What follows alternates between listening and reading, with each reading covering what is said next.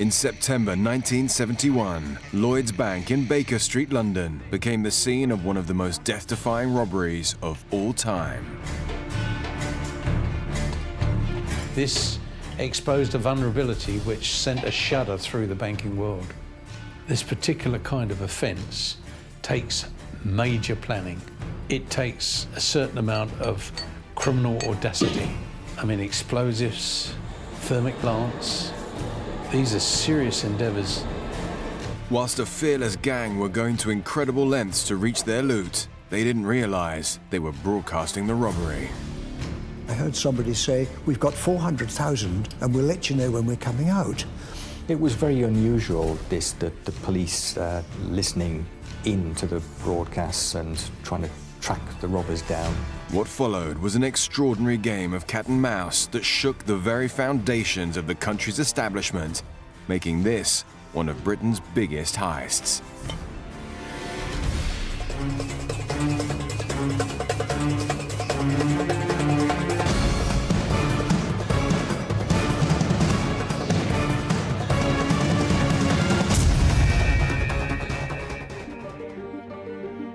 Saturday evening in the affluent area of Wimpole Street, central London, Robert Rowlands, a radio enthusiast, was retiring for the night. I thought I'd go to bed early, read a book, maybe listen to the radio, and so I turned it on, and it happened to be on the Citizens Band frequency, which is the walkie-talkie frequency. The trend for CB radio, it's that Citizens Band radio where you can talk to one another, was all the rage in America, and it was coming to Great Britain, but the government still said it was illegal. And so people were doing it illegally, and I used to sometimes listen to the broadcasts on my specialised radio. And while it was warming up, I didn't change the frequency because I was going to listen to Radio Luxembourg. But Radio Luxembourg never kicked into the airwaves. Instead, Rowlands tuned into something completely unexpected. And I heard two people talking on walkie-talkies. And I thought, that's very strange. And when I heard them say they'd got about 400,000 and they'd let them know when they were coming out, I knew that it was quite serious. In the dead of night, Robert Rowlands feared he may have stumbled upon a robbery in progress. There were two voices. One was inside the premises, and the other voice, it sounded as though it was outside because it was a much clearer signal. So I assumed there was a lookout. I thought it might be the tobacconist shop just round the corner. These two were talking together and discussing what they were going to do. And when they said they got 400,000, I naturally assumed it was cigarettes. Concerned that he had somehow managed to tune into a frequency being used by thieves, Rowlands knew he had to inform the authorities. It was quite an exciting moment because one doesn't hear that sort of thing every day. I realised it was a serious situation, and I felt, as I knew the person that worked in the tobacconist just round the corner, I thought at least it was my duty perhaps to prevent the thing going any further. So I decided to ring the local police station. And the duty officer answered the phone, and I said to him, "I'm listening to the radio, and I think there's a robbery going on." He said, "Oh, that's very no good, sir. If you hear any more funny broadcasts, why don't you record them?" Okay. As it was a Saturday night and just after 11 o'clock, he presumed that perhaps I was a hoaxer. I was not surprised because I expected him to not believe what I was saying to him because it was so unusual. In fact, I was rather grateful to him because his suggestion was a good one. So we ended the conversation, and I got my little cassette recorder out, and I recorded the conversations for the next 2 hours. Although the officer hadn't taken him seriously, on his advice, Rowlands rushed to gather any potential evidence. I got my little cassette recorder, and I held it by the radio, got back into bed, and every time they spoke, I pressed the record button.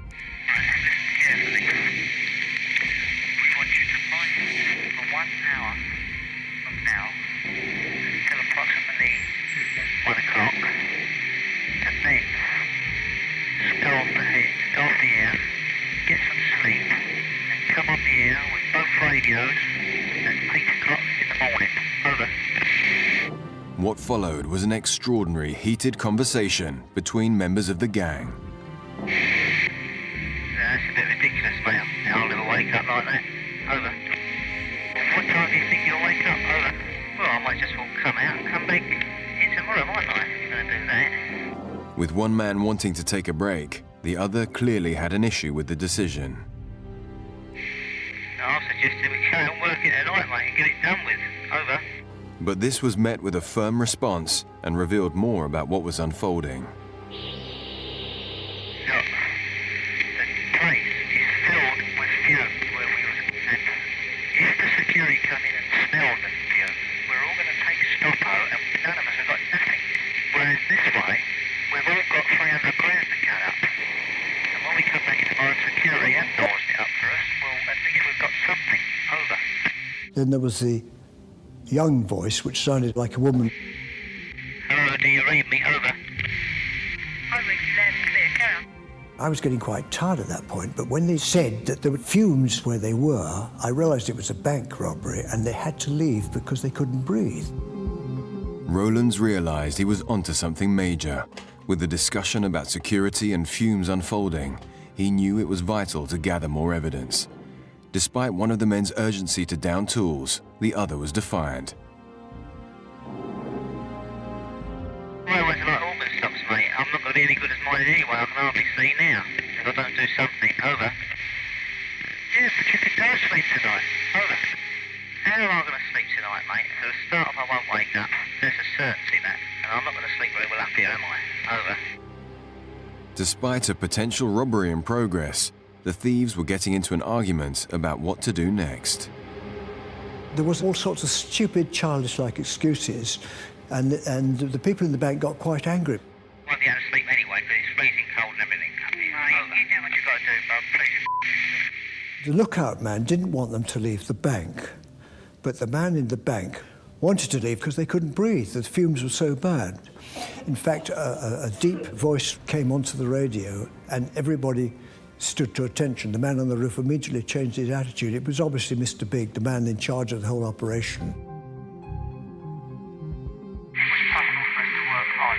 We're always working on. I've been working non-stop all day. If you put it in bloody career, turn the radio on, wait, but it would be like an alarm call, won't it? Over. And the man on the roof calmed down then. I will stay here. I will stay awake. Will you try and get in a bit earlier? All right? So they left the bank and he was left to sleep or not sleep. The robbers had leaked vital clues, and with early conversations alluding to the theft of thousands of pounds, Rowlands was now in a race against time to warn the authorities. It was about 1 o'clock when I phoned the police the second time. As I hadn't had much response from the local police, I phoned Scotland Yard. I told him that I knew there was a robbery going on and that I'd recorded it.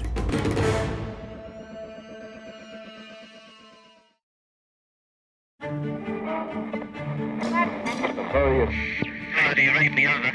An amateur radio enthusiast has tuned into a frequency being used by a gang of thieves. After hearing shocking conversations suggesting they have stolen thousands of pounds, he alerts the police for a second time in the hope of catching the criminals red-handed. Mr. Rowlands was able to hold the signal with the equipment he had and listen to the various bursts of conversation which drew his attention to the fact that this could be not a joke or not somebody skylarking about, but actually a real crime being committed. That was the initial source of what swung into a massive operation. The Metropolitan Police immediately dispatched officers to Wimpole Street. I played some of the cassette and he was quite convinced then that this was a genuine situation. We've all got 300 grand to cut up. And when we come back in tomorrow, security have doors it up for us. Well, at least we've got something. Over. Officers listened intently to Rowlands' recordings, but nothing else was coming through the radio.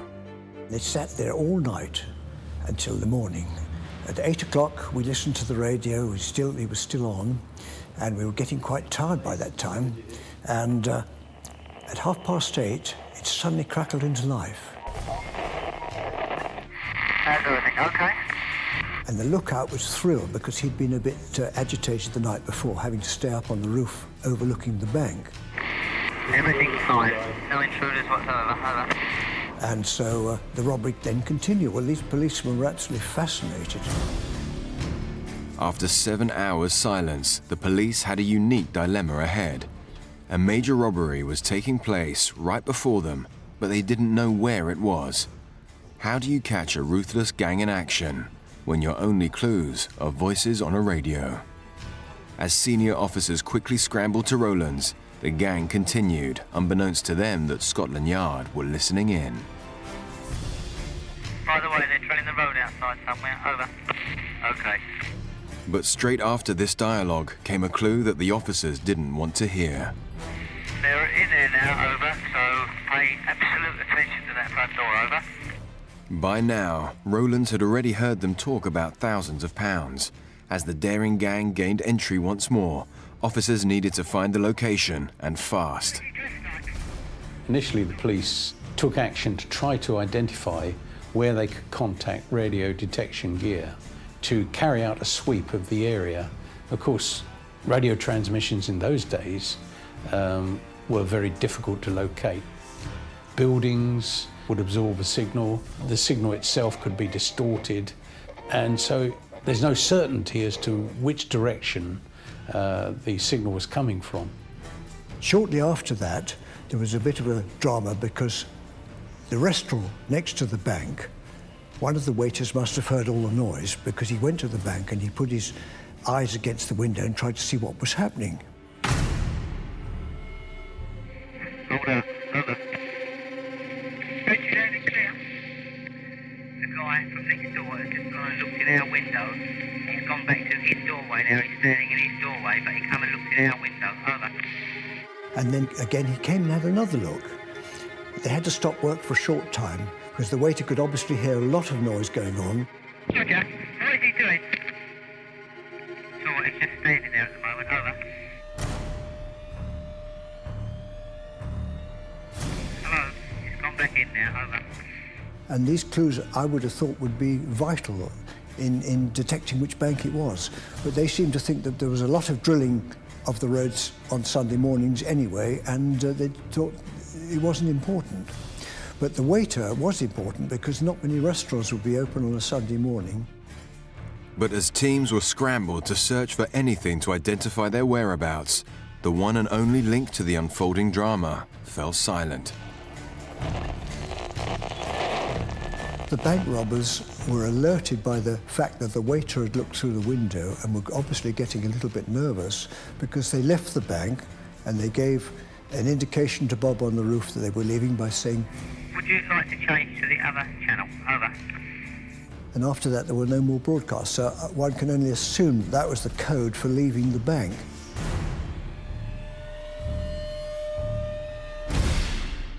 With nothing else to go on, Scotland Yard were on the back foot. Teams of officers were sent to scour the streets. Okay, guys, come on, let's move it. 750 banks were checked within an 8-mile radius of central London. The actual bank staff, bank managers, bank security people had to be alerted to actually attend with the police and check premises because police don't have right of entry to these places. With no further messages coming through, the officers could not establish if the thieves had changed frequency or had already looted one of the major banks in the capital and fled. They sent squad cars to all the banks, which was complete madness, and I told them about 3 or 4 times, this robbery is not in Greater London, it's local, it's within 1 to 2 miles at the very, very most. The task now facing Scotland Yard was colossal. An 8-mile radius of Wimpole Street covers 22 boroughs in the capital. With limited resources, Sunday trading hours and hundreds of premises to check, every officer went to work to desperately try and find the targeted bank.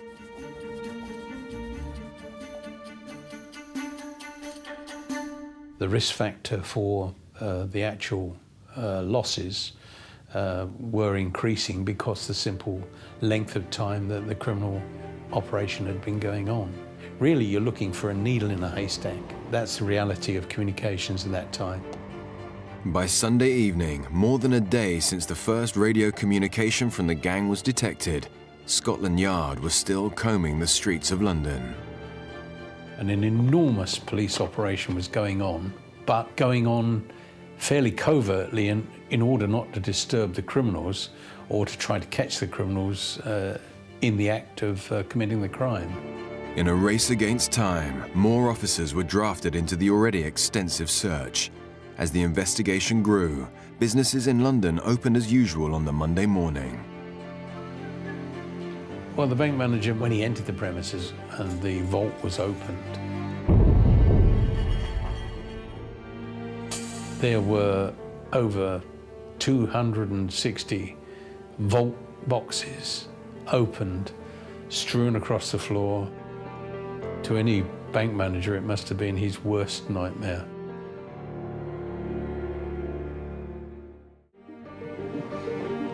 Despite the extensive trawl, Scotland Yard had their worst fear finally confirmed.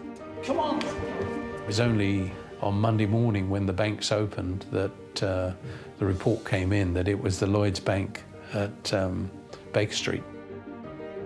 Lloyds, in the heart of London, had been part of the UK's financial empire for over 100 years, serving customers from its busy branch on the corner of a well-known high street.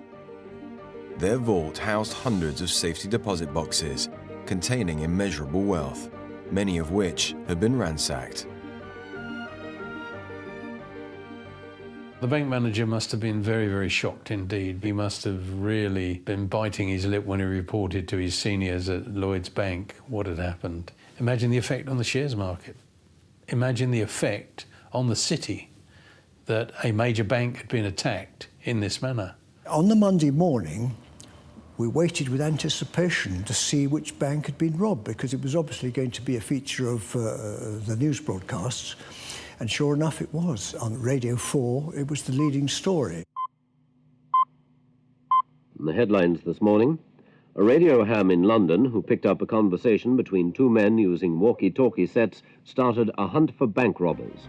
The police were having to defend themselves because they were being accused of inefficiency and they should have caught the robbers. But they were saying that they'd called in the post office, who were in charge of radio at that stage. Now, the post office said, well, we don't have experts on 24 hours a day, and we called people in specially, but by then it was too late. So you had the police, to an extent, blaming the post office, and the post office blaming the police. The simple reason was the minor delays were caused by the difficulties in homing in on a signal on a given frequency, which can be wholly inaccurate.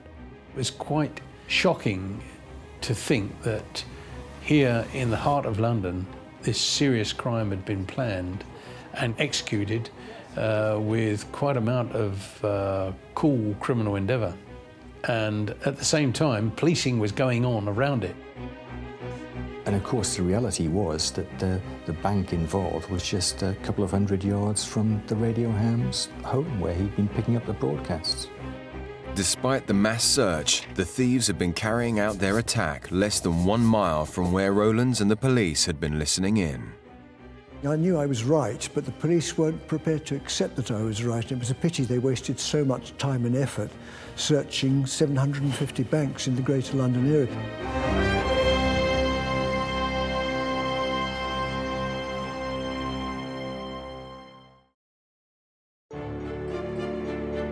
The most audacious robbery in British history has taken Scotland Yard by surprise.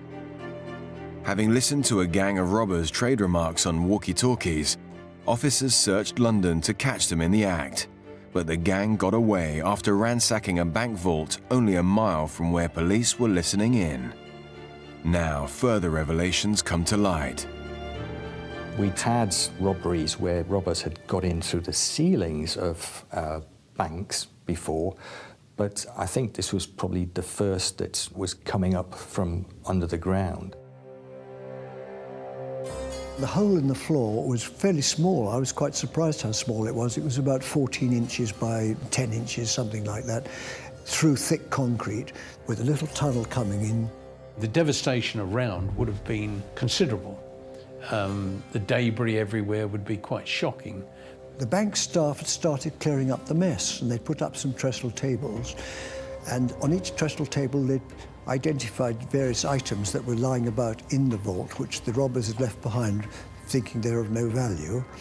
And on one table there was a pile of watches and jewellery, another table piled of share certificates and paperwork that had just been thrown on the floor.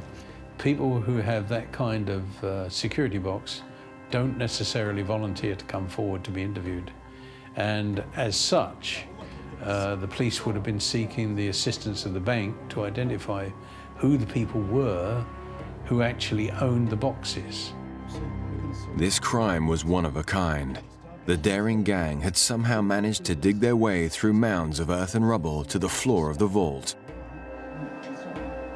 The initial inquiry, of course, which direction was the tunnel going in? Police would not have entered the tunnel immediately. They'd have put their heads down to see which direction it was going in. It would have been rather like treating a scene of an accident involving toxic materials on a motorway. You've got to know what you're dealing with. With a degree of difficulty, officers eventually traced the tunnel underneath the bank and premises next door to a shop 25 meters away. Police got into the premises, found brickwork, rubble, earth, sand, all the materials from underneath buildings, and then ascertained just how much equipment was there which had to be protected and forensically examined. A huge job, huge. Hello Control, this is Alpha 1 Charlie. We need forensics as soon as possible. Over. This shop, of course, was the operations room from which the individuals, armed with explosives and everything else, have used as their getaway point, as their arrival point, as their store, as their operations room. They had to drill down through the basement floor in that shop. The actual hole itself was small enough to be concealed using shoeboxes. Very, very claustrophobic conditions. And they went about it with a determination that said to me, there's been a major level of planning involved in this. The scene that faced detectives in the nearby vacant shop was extraordinary. The gang's meticulous planning was evident. The windows were all whitened up. There was a notice in the front to say reopening 1st September.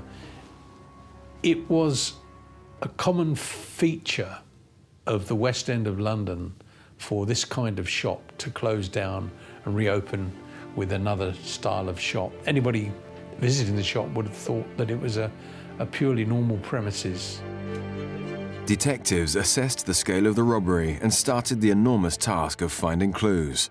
Meanwhile, rumors about what the gang were looking for in the vault began to circulate. The rumors made it very, very difficult for the operations room to sort out what was real and what wasn't real. Allegations that the target was not in fact money and jewels, but compromising photographs of people in power were quickly dismissed by the Yard. In order to follow up what was factual and dispel that which was rumours such as blackmail, photographs, stuff like that, think in the line of the way the criminal committed his crime. Blackmail material, I would suggest, if it even existed, would not have been the prime target of these criminals, because the simple reason was the kind of individuals that carried out this crime are using explosives and other materials to forcibly enter this bank, and then over 260 security boxes within the bank. Their intention would have been to gather as much of value to them as they could. Secondary stuff like material that you could use for blackmail and stuff like that, if it existed, would have been the furthest thing from their minds, I'm sure. The police were quick to quash the rumours, only for another twist to appear. Bob Maguire from the Evening Standard was listening to the cassette, and the police burst into the room, grabbed the telephone from Bob Maguire. He was talking to his editor, and he looked at them, and the policeman turned round and said, "We're putting a D notice on this, and you mustn't talk about it." There was a ban or an embargo on the Sunday, and the police didn't want to alert the robbers to the fact that they were onto them. D-notices were requests, and there were always requests to editors not to use certain material which was seen as involving national security. Not something like this. There couldn't have been a D-notice because it was fairly widely reported over the following few days. Despite speculation, the press were keen to focus on other aspects of the case. You get ordinary people listening in and then tipping off the media to what the police were up to. You also had robbers who'd get equipment in their cars and they would listen into police broadcasts. But this was the other way round. This was the police listening in through the radio ham to what the robbers were up to. Okay, forensics. I want each and every fibre. This rare opportunity may have provided a window into the gang's raid, but detectives were starting from scratch at the crime scene. There was 40 feet of tunnel, ladders, oxyacetylene equipment, explosives, heavy jacking material, a massive amount of material, 800 separate items. Police officers attending there would have taken every step to ensure that that scene was maintained as a crime scene, and whatever was in the tunnel, if there was anything, the ladders, the debris from the offence, the blown concrete, everything to indicate what type of explosives were involved, what kind of fuse was involved to set the explosives off, what kind of thermic lance material. If they'd wanted to keep their identity secret, they'd have had to keep their gloves on all of the time. But of course, it's not only the individual criminal involved, it's who handled the equipment before that. So the task facing the police was one of identification. Forensic examination of the vault, tunnel and shop began in earnest, but it was a different lead that caught their eye. We quickly ascertained that the shop was the operations centre, and it was ascertained that the shop had been leased. So from then on, the inquiries based upon the lease of that shop. We had a breakthrough. Yeah? What you got? I've got it. What? The lease.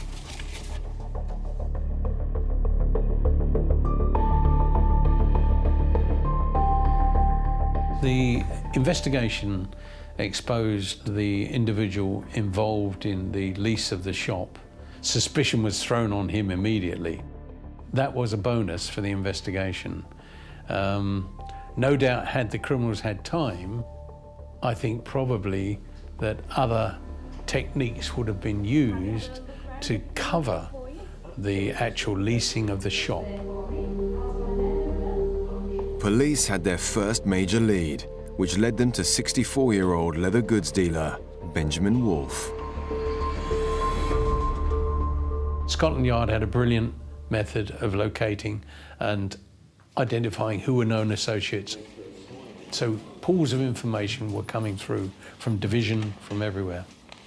The problem was in bringing this together in a coordinated manner so that it became evidence. Surveillance on him and on co-associates was carried out by other colleagues of mine. Within 4 days, we successfully identified individuals who became the main suspects for the crime. We linked them together from inquiries, from investigations, from photographic material in a way that proved that they knew each other. Weeks of painstaking detective work linked Benjamin Wolfe to a number of associates the Yard was very keen to speak to. Reginald Tucker, 37 years old, a company director from Hackney. Thomas Stevens, 33, a car dealer from Islington. And Anthony Gavin, 38, a photographer from Dalston. I think they were an amateur gang that decided on a particular event, and probably something triggered it. The man that dug the tunnel, I think, was probably the trigger. Those deposit boxes in Lloyd's Bank were subject to extremely wealthy people putting their things in those boxes. We eventually were ordered to execute the arrest of the individuals involved. It took us a little bit of time because the individuals involved were very sensitive to surveillance. They were nervous and jumpy. Ronald Ratcliffe and his team eventually arrested the 4 key suspects. They were a little bit angry, as you can probably imagine. In terms of violence, no, they didn't offer any violence or anything like that. They came quietly, as the saying is. With the main targets in custody, Scotland Yard needed answers. Despite analysis of 800 items from the crime scene, no forensic clues were left. Clearly, when you think of the size of this crime, we were deeply concerned about others, but you need considerable resources, time and evidence to commit to an investigation, and in the end it may have proved fruitless. The actual interviewing of the individuals involved was carried out by the operations team, who had all of the factors at their fingertips, which they could employ in questioning and answering. What bloody walkie-talkie? It's not me on this. It was thought that Tony Gavin was the key factor in tunnelling, was the expert, was able to achieve a very, very difficult task in tunnelling from the shop 40 feet through 8 tons of material. So I don't think he was alone in that endeavour, but nevertheless, I think he was a key factor. Let's make some money. Thomas Stevens was supposed to have provided tools and tooling, but when you think about it and you put together the kind of planning for the operation, I don't think he was alone in that. I think probably when you look at the fact that they would have needed an explosive expert. They would have needed a man who was confident in using thermic lancing. The thermic lancing isn't something you can just take on and do at the drop of a hat. It requires previous experience. It's believed that Reginald Tucker, using a pseudonym, had previously entered the Lloyd's Bank at Baker Street and taken out the box using false details, and allegedly had carried out the initial measuring of the vault by using his umbrella.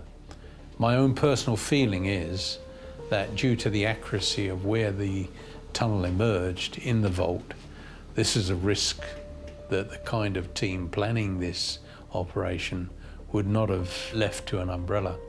I think that other covert measures of measuring were undertaken, and I think the banking hall was visited probably at least 4 or 5 occasions by individuals who were covert to the operation.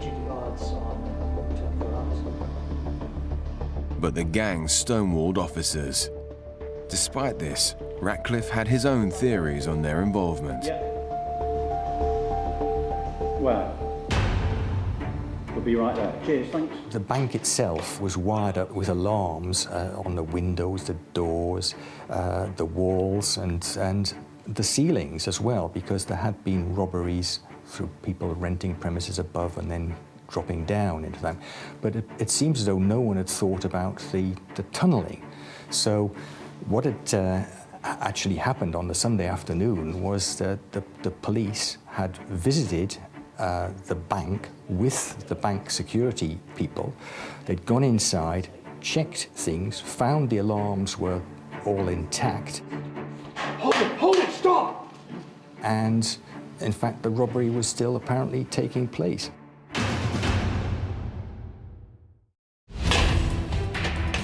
Lloyd's Bank in central London has been the target of the most elaborate heist the capital has ever seen.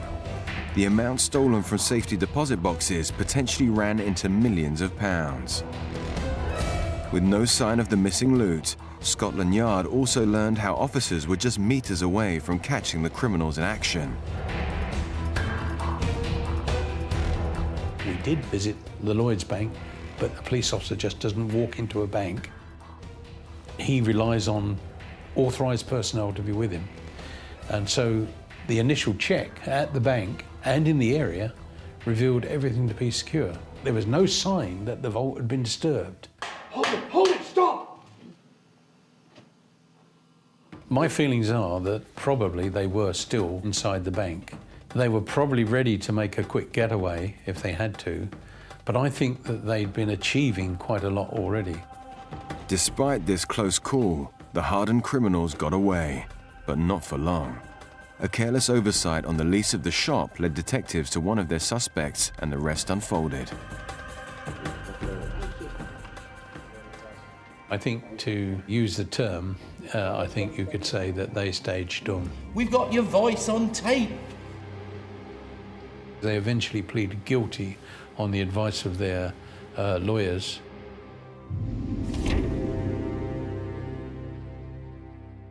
The jury have reached their verdict. Anthony Gavin, Thomas Stevens, Reginald Tucker.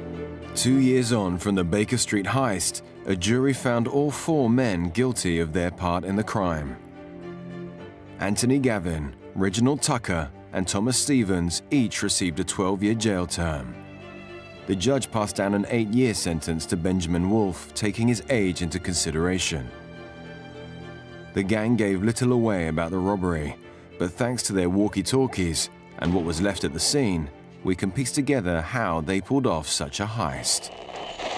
I think there were two separate gang areas, and as such, they were disciplined enough to actually interchange because of fatigue.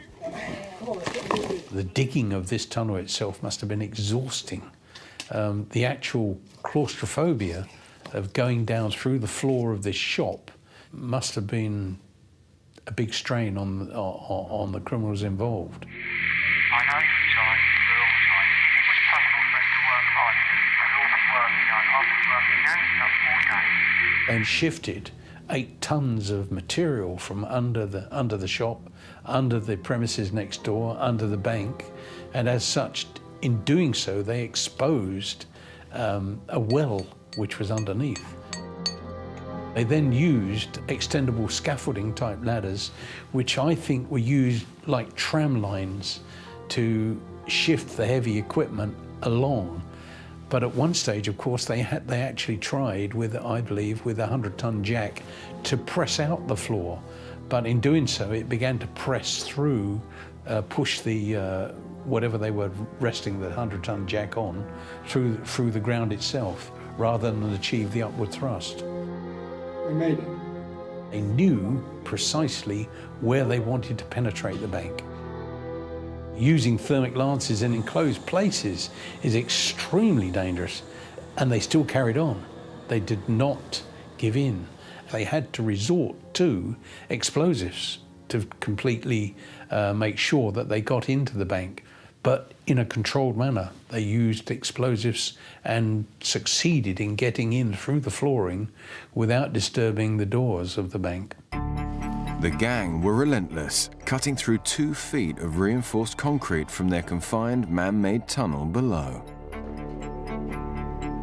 It was chaotic, but the criminals knew what they were doing. Their main target was to remove valuables. Once inside the stronghold, they wasted no time smashing open some of the 268 boxes that lay before them. But using heavy-duty industrial equipment eventually proved problematic. I can hear you. How long do you think you're going to be in there? There's too much smoke from this thermic lance. I'm making my way back. Mr. Rowlands heard conversation about somebody being tired and overcome by fumes, and that this individual needed refreshment in the way of tea and sandwiches. What followed was a bizarre war of words between those trying to reach the vault and the man tasked with making sure the coast was clear. The weak link was one of their lookout persons. Clearly, he didn't have the discipline that they wanted. He was getting bored, probably cold, probably a little bit frightened, and as such was overusing the radio system.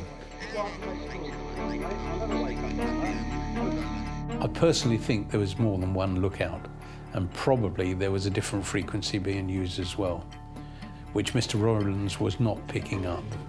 When one looks at the amount of equipment that was accrued to carry out this job, they took other means and methods of communication besides the one they were doing. Despite their differences, it appears the gang decided to have a break partway through the robbery and resumed only to be almost caught when the police called in with the bank manager. They did not panic, and they knew that they'd got a window of time. Once the bank had been visited, they knew that unless they were visited again, then they had a reasonable amount of time to exit from the premises with the stolen cash, jewellery, and then they managed to get out of the bank by going back through the tunnel, which was an endeavour on its own. When officers turned on their heels at the vault door, the gang made their getaway. When they vacated the property, they exited through a rear window in order to leave the property locked and secured, so that even if it drew attention, access was not going to be gained immediately.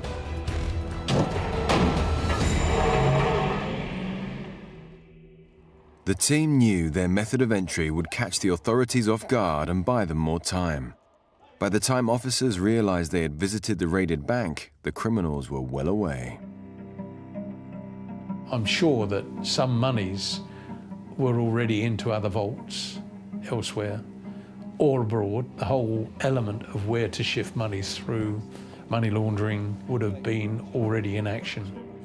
It's often been put about that there were insiders involved. Personally, I don't believe that, because criminals would not trust an individual who worked in a bank to hold up to keeping the secret long enough that they intended to exploit their knowledge. This would have involved planning for more than at least 2 or 3 months, particularly to get together the equipment. Some elements of the crime will always remain a mystery. None of the stolen goods were recovered from the raid, and the total value of what was taken has always been open to speculation. No one will ever know, because some of those boxes may have been full of all sorts of exciting things. The final estimate was that it was about £1.5 million, which is a lot of money in those days. But no one will ever know precisely, because in these bank boxes, people wouldn't necessarily want it disclosed what they were keeping there. The Baker Street heist goes down in criminal history thanks to Robert Rowlands honing in on the thieves' radio frequency. But Scotland Yard were keen to pick up on a crime Rowlands himself was committing on the evening. After the robbery, the police were considering prosecuting me for listening to unlicensed transmissions under the Wireless and Telegraphy Act. They were persuaded not to prosecute me because it would be very bad publicity for the police force, considering that I was trying to help them find the robbers. 15 years later, I got the cassette back. It was hiding in a safe in Paddington Green Police Station in London. Rowlands was also contacted by Lloyds. They gave me a cheque for £2,500, which I thought was extremely decent of them. Such a brazen attack on a bank has not been witnessed in Britain before or after 1971. A final twist in the tale could give an insight into where the gang got their inspiration. Someone pointed out that Sir Arthur Conan Doyle's fictional detective Sherlock Holmes had investigated a near identical robbery. Now, Sherlock Holmes was supposed to live in Baker Street, and here you have a bank in Baker Street. Now, in one of his stories, he said that he'd learned of some robbers who had dug a tunnel from a shop next door to a bank, had tunneled down, and then had come up into the bank. The only difference between the Sherlock Holmes story and this one was that Sherlock Holmes was waiting inside the bank when the robbers came up through the floor.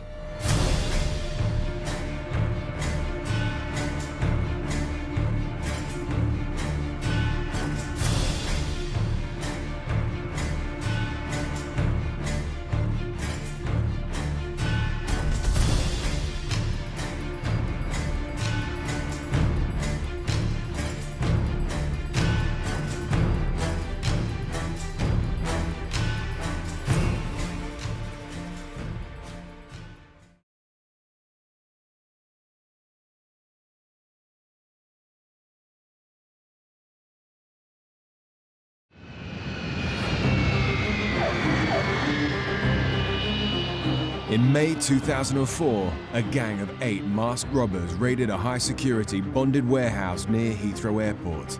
They were planning to steal millions of pounds worth of gold bullion and cash. They would have got away with £33 million worth of commodities, and this certainly would have put them up there with the biggest robberies in this country. You talk about the Millennium Dome, you talk about the Great Train Robbery. With the money that was and the gold bullion available, there's no doubt that it would have dwarfed those robberies. Timing was everything. Timing was absolutely crucial. They had to know to be in exactly the right place at the right moment.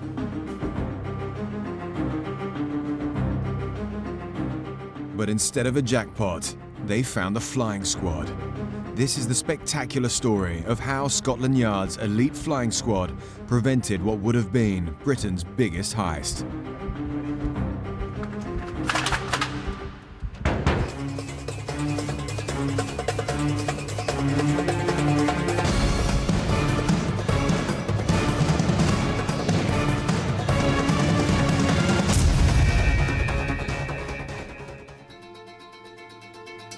Gold and cash. That's what an armed gang tried to steal from a cargo warehouse at Heathrow. The gang raided the warehouse this morning.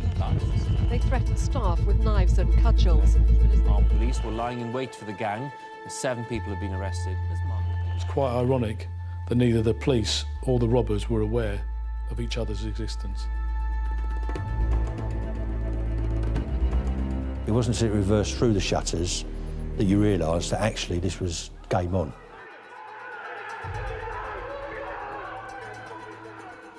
You have to say, to do a job like that, you've got to have balls of steel.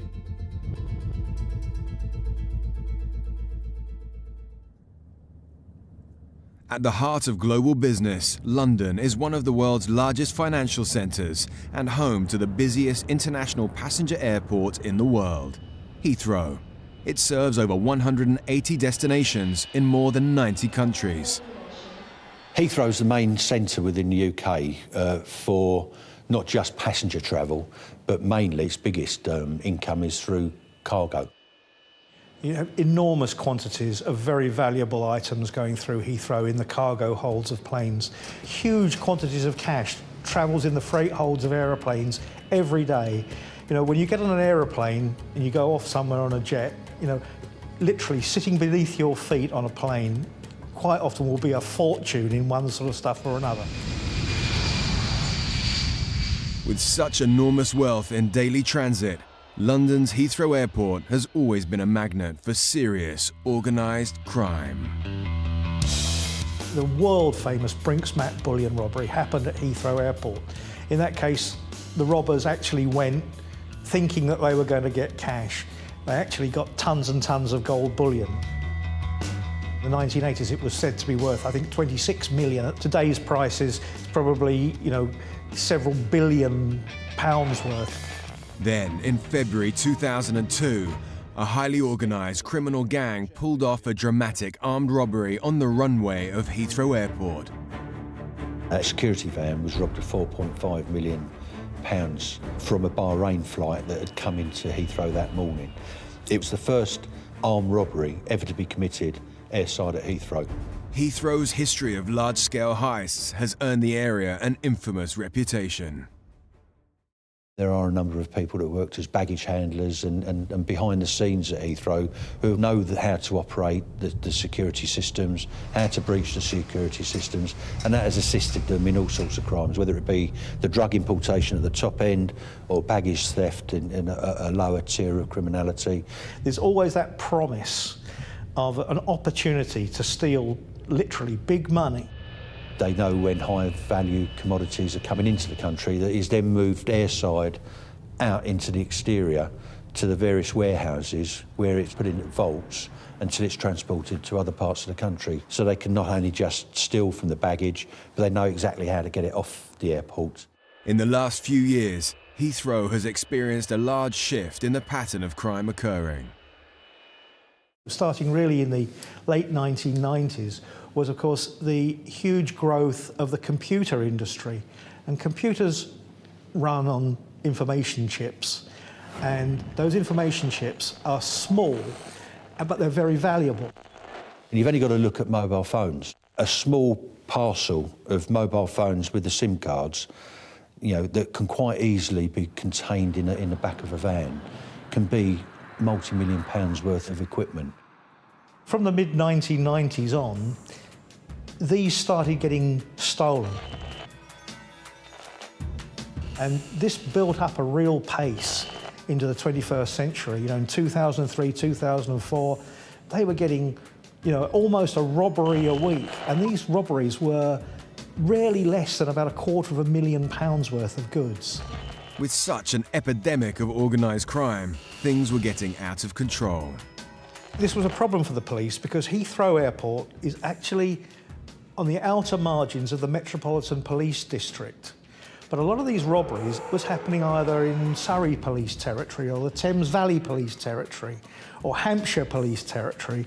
And if you like, there was no joined up investigative capability there it was always somebody else's problem. So for the thieves, it was almost an ideal situation. To the point where a number of major companies were looking at pulling out and relocating over onto the continent. So it became an issue at government level. Scotland Yard's Flying Squad, an elite crime-fighting unit combating the most violent of London's armed criminals. They were drafted in with the formidable task of cracking down on the key criminals and bringing them to justice. The Flying Squad is the only detective branch on mainland UK that has detectives who are authorised for surveillance and armed operations and carry firearms. There isn't another unit in the country that has that capability. The Flying Squad would investigate crimes from cradle to grave, and that would be from the initial allegation being investigative to any proactive operation that was subsequently mounted to identify and arrest those that were responsible for the crime. If it's armed robbery anywhere in the London area, it's a job for the Flying Squad. In March 2003, Operation Grafton was formed with the specific task of combating organised crime in the Heathrow area.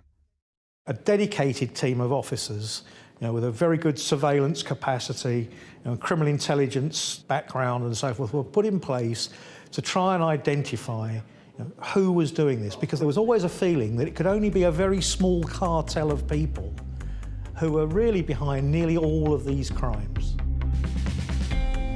Operation Grafton, when it looked at the profile of the criminals that were operating in those early days in and around Heathrow, identifies something like 200 to 300 criminals that lived down the M4 corridor.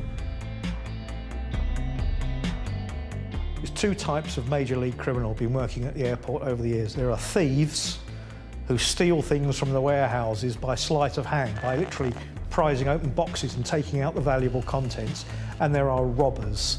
These are the people who go in with guns, put them in somebody's face and say, give me the goods. But what you had is a small number of criminals that were organising, if you use in an old terminology, the draftsmen that put the jobs together, and then they would bring in other criminal elements of a lesser nature, usually criminals that had ducked underneath the police radar because they hadn't quite reached the level of criminality that brought them to notice. Operation Grafton was set up to combat the number of crime that was occurring in and around Heathrow Airport. It was established to set up lines of communication between the three force areas, namely Surrey, the Metropolitan Police and Thames Valley area, so that they all worked in a coordinated fashion. But Operation Grafton was facing other challenges. All of the criminals that operate in and around Heathrow Airport are very tight-knit, and they're infamously famous to try and infiltrate, almost impossible at the end of the day. We found that whenever we drove into Stanwell and we walked into local pubs and it was just like a Wild West, it just went quiet, and you know, they already knew we were there 10 minutes before we turned up. It's quite an experience. The police were struggling to infiltrate the tight band of criminals operating in the Heathrow area. To catch the perpetrators, they desperately needed information. But with such a tight network of criminals operating in the area, how would the flying squad be able to penetrate the inner criminal fraternity?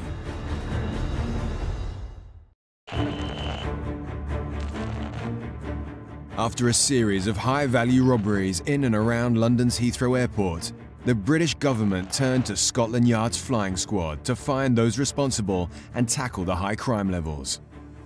In March 2003, Operation Grafton was formed, but the flying squad was struggling to clamp down on the close-knit community of criminals.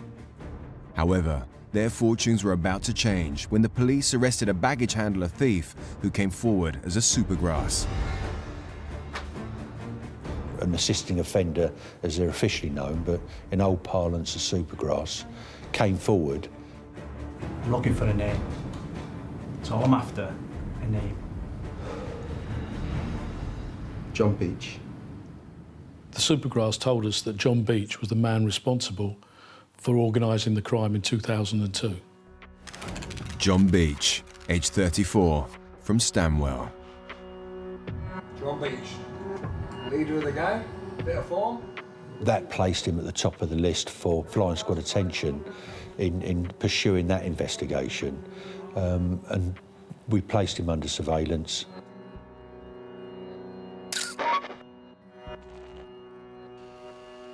He was a very important criminal spider sitting at the centre of a large criminal web. With John Beach named as a key player in Heathrow's criminal underworld, the investigation was slowly uncovering more background information. Beach worked for a logistics company around Heathrow Airport. Their business was arranging truck movements and drivers to move goods out of the airport to various locations.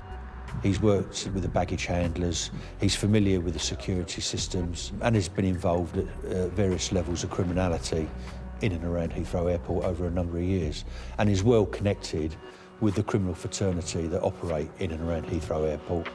The police reviewed their records, examining the crimes that had occurred over the last 2 years at Heathrow. In almost every case, the details of where these shipments would be at any one time, how they were moving, who was driving and where they were going, was either known directly to John Beach or to somebody else that they suspected of feeding information to John Beach. He was the main player in organising not just the crime, but the individuals that were recruited with their various individual skills.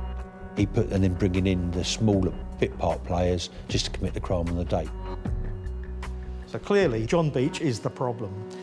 You know, we know he has criminal tendencies. He's now becoming very, very successful. If we take out Beach, it'll be like decapitating the snake.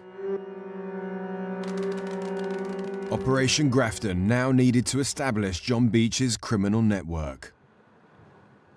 That was done by painstaking hours and hours of surveillance, monitoring his movements, seeing who he was meeting, doing the research on those individuals, identifying them, placing them under surveillance. And on a day-to-day, week-on-week basis, we built a picture up. It was associating with other well-known criminals in and around that area. John Beach was seen having various meetings with criminals known to the police. Chris Smith, aged 28, from Slough. And Martin Nolan, aged 28, from Berkshire. Nolan was already a suspect for some robberies, as far as the police were concerned. There were links there that led them to think that Nolan was actively involved in some truck hijacks. He'd been involved in some cash robberies, they thought. Of course, now this really jacked up the police interest. Martin Nolan was John Beach's right-hand man. He was a middle-of-the-road type criminal, one that had grew up with criminality and was escalating into far more serious offences. He was known to police, both in Thames Valley and the Metropolitan Police area, and was at that stage on bail for armed robbery.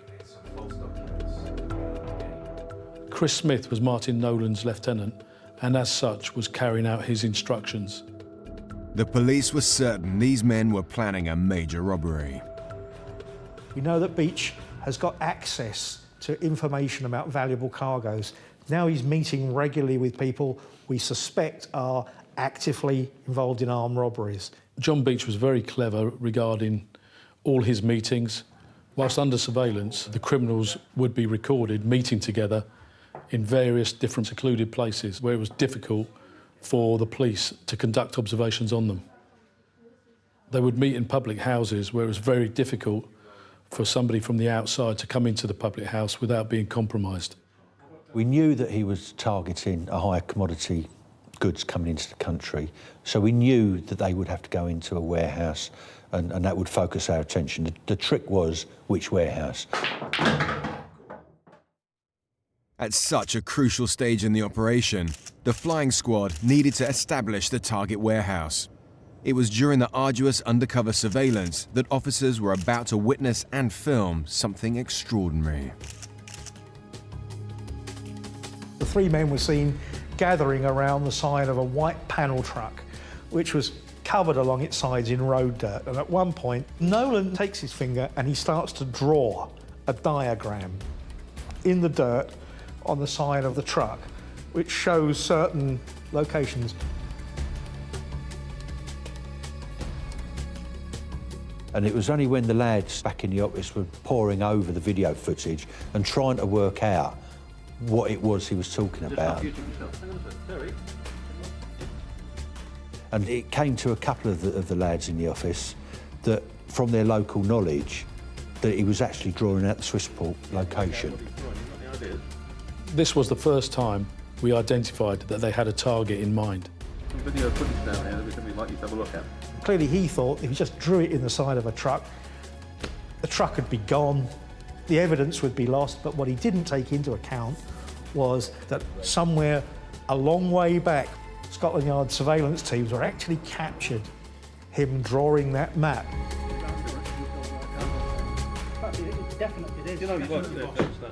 We knew that we were game on. We knew that they were at the advanced stages of committing an offence. It raises the stakes, because you know that they're towards the end game. Nobody wants to be the one that actually compromises a job and blows it out. So it puts pressure on everybody. Swissport provides global airport and aviation services for over 100 million passengers. Situated in 36 countries, it is also the world's largest cargo handling company, with a staggering turnover in 2010 of approximately 1.3 billion euros. They have a number of bonded warehouses around the world where, say, cargoes coming in, for instance, to Heathrow Airport need to be cleared by customs, but it would hold up the airline business if that was done at the airport. So it's shifted out of the airport premises, out to a big warehouse like Swissport. The warehouse has layers of security, starting with, electrified perimeter fences, very high fences with razor wire on top to stop people actually climbing over into their premises. Then they have very, very strictly controlled access for both people and vehicles in and out of this vast hangar of a building. Once inside the high-security warehouse, there is a large floor space with a number of roller shutters to the front and back of the building for the delivery of cargo. High-value goods such as cash, gold, precious cargo, metals and stones are delivered through a separate entrance, which leads directly to an impregnable, secure vault area. Probably its biggest weapon that they have in keeping things secure is the fact that it's anonymous. Unless you have good inside information about what's in a particular truck coming or going, you don't know exactly what's there. But in this case, the criminals had access to crucial high-security information. Timing was absolutely crucial. They had to know to be in exactly the right place at the right moment. And you can't do that unless you've got an inside man's information. Every robbery, every job in and around Heathrow Airport I've ever been involved in has always had an inside agent. John Beach was very clever because he never contacted the inside agent directly, but went through a third party. He knew what the valuable cargo was, how big it was, how much there'd be of it. Armed with this crucial intelligence, the flying squad arranged meetings with Swissport officials to explain their findings. We gained access to what commodities were being flown in and out of Heathrow Airport and their times of arrival. Swissport's schedule of high-value cargo deliveries revealed that the depot was due to receive a huge consignment of cash and gold bullion worth £33 million.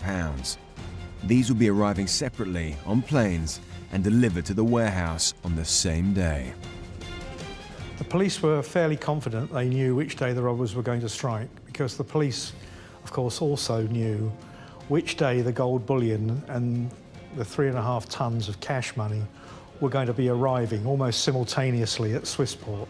Once we had established that there was gold and large value consignment of cash coming into the country on the day, we very quickly put an operational plan in place to surround the area with covert officers.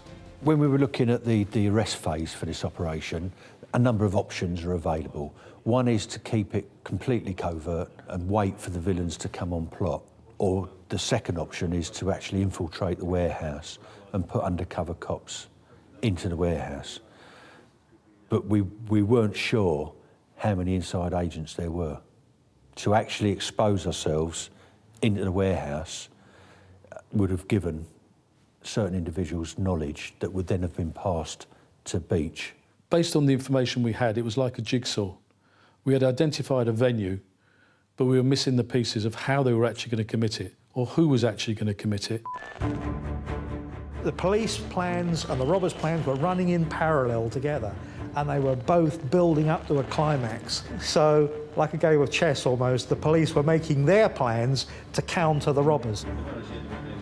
With the investigation gathering full momentum, how would the flying squad be able to uncover the robbers' plans to carry out Britain's biggest heist before it was too late?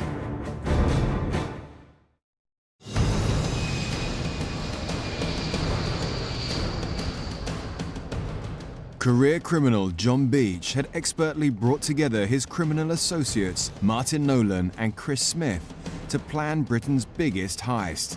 But little did they know that their every movement was being watched. In 2004, after a lengthy covert operation using specialized surveillance and intelligence, the flying squad were piecing together the robbers' plans to steal an estimated £33 million of cash and gold from Swissport, a high-security cargo handling company at Heathrow. But the identity of the other gang members and how they were plotting to carry out the heist was still unknown. To counter any of the robbers' plans, the flying squad decided they would have to deploy a pavement ambush, the most dangerous part of their police work.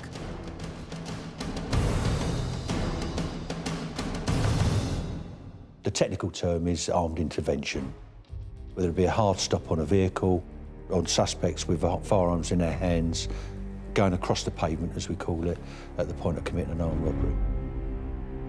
It gives you the maximum amount of evidence that can be achieved as you're actually taking them out just prior to them committing the offence. So whilst it is the most dangerous part of the operation for a flying squad officer, it is the most important part of any conclusion of an operation to get the quality of evidence we need to convict. A pavement ambush is a high-risk strategy that has many dangers, not only to the police, but also to the offenders, but more importantly to the public themselves. Safety is always a paramount concern. We won't put a pavement ambush in if it will put people or members of the public in danger. We would rather leave it and fall back to other tactics. There have been many, many times when armed operations in these circumstances have gone wrong and people have been shot. The police have shot, in my career, many people in the commission of robberies, and on occasions I've known people personally who've been shot and wounded by robbers during this kind of operation. With such a risky strategy, the operation needed to be flawless. But to do this, the police needed the cooperation of Swissport in helping them catch the criminals. We had to impress on the Swissport senior management that this had to be just like any other day at the Swissport depot. Should anything have been out of the ordinary, then the inside agent may well have realised that, and the whole operation would have been compromised. It's an awkward conversation because paramount to everybody's thoughts was the safety of the employees at Swissport. We had to make sure that we didn't put those individuals in any risk. It was very difficult to plan for every contingency when you have such limited information and just have the venue without knowing how it was going to be committed or how many people were actually going to commit the offence. We couldn't guarantee the successful conclusion of the operation by infiltrating the workforce because we didn't know how many inside agents there were. With Heathrow and Swissport's full assistance, the flying squad were edging closer to completing their mission. But time was fast running out. Who and how the criminals were planning to execute their robbery was still unknown. We could only go on our previous intelligence, and that was the robbery in 2002. That was committed by two men dressed as BA staff, carrying a firearm, and this robbery was committed airside. So we had no idea whether the robbery was going to be committed when the plane landed, or whilst it was travelling to the Swissport depot, or actually at the Swissport depot itself. There were a number of ways they could have committed this offence, and we had to be prepared for every one of them. Every crime syndicate is made up differently. There's usually a draftsman that puts the job together, but where you've got a job like Swissport, it didn't just need people to drive the vans, put the job together, who had the contacts to get rid of the high-value commodities after the robbery. You needed muscle on the day. Beach, the Nolans would have all known individuals that they could call on. With such high stakes, the flying squad's ambush tactics needed to be perfect. On the 17th of May 2004, the day of the heist had finally arrived. There was a briefing in the early hours of the morning, where each officer and each unit was assigned specific tasks. Each officer was briefed that he had to be aware of his surroundings and not to disturb the environment around Heathrow Airport, as this may well compromise the operation.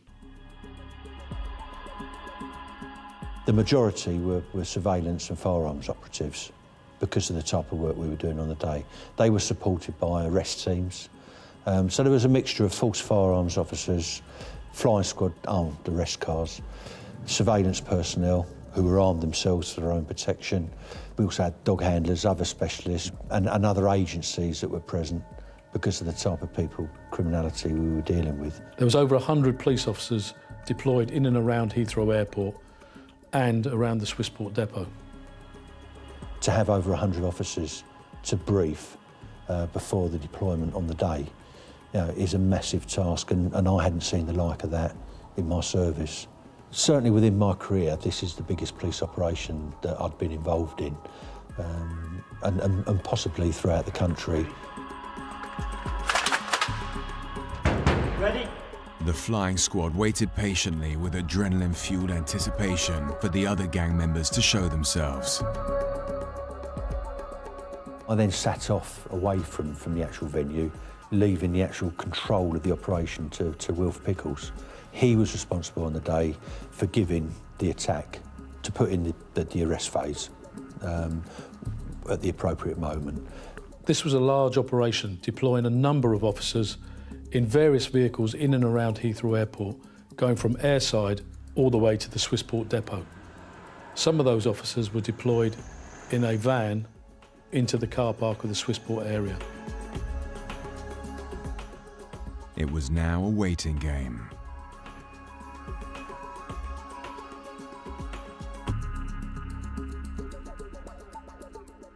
I was sitting a distance away from the venue with a reporter and a photographer from a national newspaper who had been authorised to cover the robbery.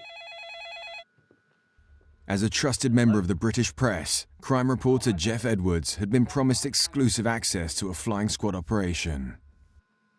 So I contacted my photographer, Roger Allen, and obviously very excited about what might be coming. We all met early in the morning in North London with Superintendent Phillips, and we all got in a flying squad car and we drove west to close to Heathrow Airport. Whilst sitting away from Swissport, waiting for the events to unfold, it's always a nerve-wracking experience. You know that we've got an operation that's likely to result in arrests. It's just knowing when you're apprehensive, if something goes wrong, if the villains get spooked because they see a cop. Both the police and my photographer and me were all kind of, we're quite, buzzing really with what might be going to happen. Early in the morning, the first plane landed at Heathrow. The cargo that arrived first was the cash, which arrived on a flight from somewhere in Europe, and it was quickly moved from the cargo hold of the plane into a secure truck, and it then drove about 2 miles across the airport to Swissport. And all the way, it was shadowed covertly by the police to make sure it arrived safely. When the cash arrived at the depot, it was taken from the van by the custodians and put into the vault. I'm being updated all the time on different sources of intelligence. There's a lot of communication, a lot of information coming in that you need to monitor. Mr. Phillips had several different phones, I seem to recall, with him, and one or other of his phones would ring and people would say to him, the first cargo has landed and it's been moved to the warehouse and all's quiet. And, he turned around to me and he said, it's arrived at Swissport and it's got inside. There's no sign of the robbers. This doesn't look good. I think, if it was going to happen, it would have happened by now. And I think that fairly shortly, I'm going to instruct my people to pack up for the day and go home. As the police started contemplating whether the heist was actually going to happen, at approximately 9:30 a.m, a white van arrived at the Swissport depot. Chris Smith and the robbers turned up in a van that had been stolen and was using false index plates on the van. They gained access to Swissport by using forged papers. The robbers' van parked in the Swissport car park. What they were unaware of was that a police van with firearms officers inside was only a few metres away from them. And in fact, it was quite ironic that neither the police or the robbers were aware of each other's existence.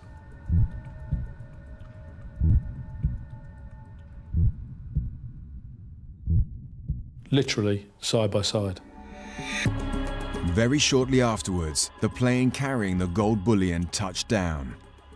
From the airport and covertly shadowed by the police, it was then delivered to the Swissport warehouse. However, the lorry was too large to drive straight into the high-security vaulted area. The gold was instead offloaded onto the warehouse floor before it would then be taken to the vault. There will be a short window of opportunity where this load of bullion will be vulnerable is when it's physically unloaded back from the back of the truck that's just brought it from the airport, and it's got to move across this warehouse floor to the secure compound. It was now or never. After the gold had been delivered, The white van then, all of a sudden, immediately reversed back through the shutters. We had no idea how the actual robbery was going to take place. But when the van actually went through the shutters, we knew then that this was the offence. Everyone up until that point could be forgiven for thinking it was another delivery van coming in and reversing up to the shutters. It wasn't until it reversed through the shutters that you realised that actually this was game on. This was actually happening. With its engine still racing, the van was jammed in one of the roller shutters. 8 men came out from the van and immediately started to steal the gold. And 2 of them ran into the vault area where they were going to steal the cash and the diamonds. The gang were armed with wooden staves and knives, but often they intimated that they had guns in their possession. And they were shouting and being aggressive with these weapons, which frightened the Swissport staff. They knew where the vaults were, and they knew where the gold bullion was. And some started to put the gold bullion on the van, others went for the vaults where the money was. They clearly knew what was where from the information they'd been given. Attack! Attack! Attack! The flying squad swooped in with their pavement ambush as the masked robbers were dragging the gold bullion onto their van. Once I heard the attack go in, I then, with my driver and the 2 press reporters, drove straight to Swissport. The armed police expertly put their ambush operation into action. The scene inside the warehouse at the time of the robbery and when the police were deployed would have been absolute chaos. There was 8 robbers inside the warehouse, along with Swissport staff as well. And obviously the firearms officers then had to deploy and identify the robbers inside the warehouse. The whole point of the firearms officers deploying is the speed at which they deploy. They would have seen the robbers inside carrying the gold and immediately contained them within the warehouse. The firearms officers, once they went into the depot, immediately contained the area and arrested those suspects who were nearby. The police had successfully managed to contain the area and arrest the masked robbers. But amidst the chaos, 2 of the gang members managed to escape. One of the suspects ran along the side of the warehouse and escaped over a security fence. Another one of the suspects ran through the warehouse and then hijacked a van. As most of the masked robbers were arrested and detained, the flying squad now had a manhunt on their hands.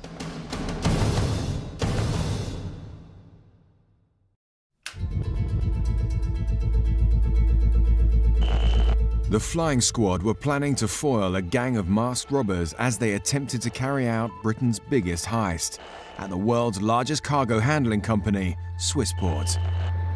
But despite having pieced together crucial information, they were unable to identify the other gang members or how they were planning to carry out the robbery. Instead, the flying squad had to prepare for every eventuality. Much to everyone's surprise, when a white van containing 8 masked robbers reversed at high speed into the Swissport warehouse shutters, the flying squad immediately deployed their pavement ambush. They quickly captured and detained most of the criminals, but during the raid, 2 of the gang members had managed to escape. As we swept into the yard, off to our right, I could see a roller shutter door, and jammed halfway through this roller shutter door was a white Mercedes Sprinter van that had obviously been smashed backwards through the door as the door was shutting, so it was sort of jammed in there. Barry said to me, "Jeff, wait here, I'm just going to make sure everything's okay." And he sort of jumped off the police car, ducked under the barrier. When I walked into the warehouse, it was just a scene of utter devastation. You've got the van that smashed through the shutters, and then you've got, in the good old-fashioned way, the villains laid out on the floor with handcuffs on. Within 60 seconds, he was out, big smile on his face, and he said, "Come inside." He said, "I've got something really interesting to show you." We've got them, they're all laid out. The actual expression he used, I love it, he said, "They're all laid out like ham salads."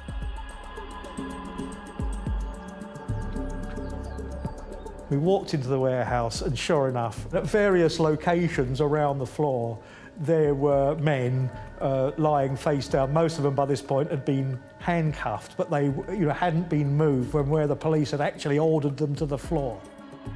For the first time, the identities of the masked robbers would be revealed. Chris Smith, aged 28, from Slough. Derek Sheehan, aged 32, from Hammersmith. John Davis, aged 20, from Slough. James Fox, aged 30, from Ascot. Anthony Charles, aged 34, of No Fixed Abode. Alan Lamont, aged 30, of Slough. One of them was very upset, did a lot of shouting and swearing and made a lot of threats to the police and to me and to others. It was, it's water off a duck's back. You expect that sort of thing in those circumstances. We were only probably 2 minutes behind the action. And it was an extraordinary sight because it was slightly eerie because there was really no movement, not much going on at this stage because clearly the police were just holding the situation while other police vehicles were brought there to take the prisoners away. The crime scene was very fresh. My photographer started to photograph pretty much everything he could see. One of the robbers, the police had grabbed him, they'd handcuffed him and they sort of sat him down and he still had a sort of a ski mask pulled down over his face. And as we walked round there, Superintendent Phillips said to a couple of his officers, let's have a look and see who he is. And they rolled up the mask and it was this guy, James Fox. Fox was actually sitting up against one of the boxes of Bullion with what we dubbed it the Hamlet moment. You can imagine that tune cutting in at that point of, when his realisation of how his day had suddenly all gone terribly wrong. It's probably, one of the best, if not the best scoop of a lengthy career as a crime reporter. Once they'd taken their photographs and finished, I then got them away and then got on with the strategic stuff and left Wilf to get on with the crime scene. What you don't need is too many people tramping around who don't need to be there. It is a crime scene at the end of the day and has to be managed in a certain way. The flying squad were hugely relieved the pavement ambush deployed successfully and no one was harmed. But they knew they still had a manhunt on their hands. One robber was on the loose. He had run down the yard at the back of the warehouse, and the next premises along was an Esso fuel depot that supplied aviation gas to Heathrow. And he got over the fence into that depot, chased by the police, but had been last seen disappearing into that tank farm. Whenever somebody gets away, there's always a thought that it's the informant that gets away. And on this occasion, no, we didn't have an informant. The only informant we had was the supergrass that put us onto this gang in the first place. What happened on the day was just good luck on the part of the villain, bad luck on ours. With one of the robbers disappearing without a trace, there was a crucial chase to catch the other fleeing gang member. His name, Stephen Nolan, aged 23, of Wraysbury. He was Martin Nolan's younger brother. He forced the driver out of the cab, jumped in the cab of this 2.5-ton white truck, gunned the engine, gone racing out of the yard, smashed through the drop-down barrier on the exit, tore off into the side streets around Heathrow, hotly followed by the police, and there was a hair-raising car chase. Went on for about 15 minutes until Nolan drove onto a small housing estate nearby, crashed the truck into a wall, jumped out and ran fairly predictably to the house of his girlfriend. Within minutes, the police had surrounded the flats and he was arrested.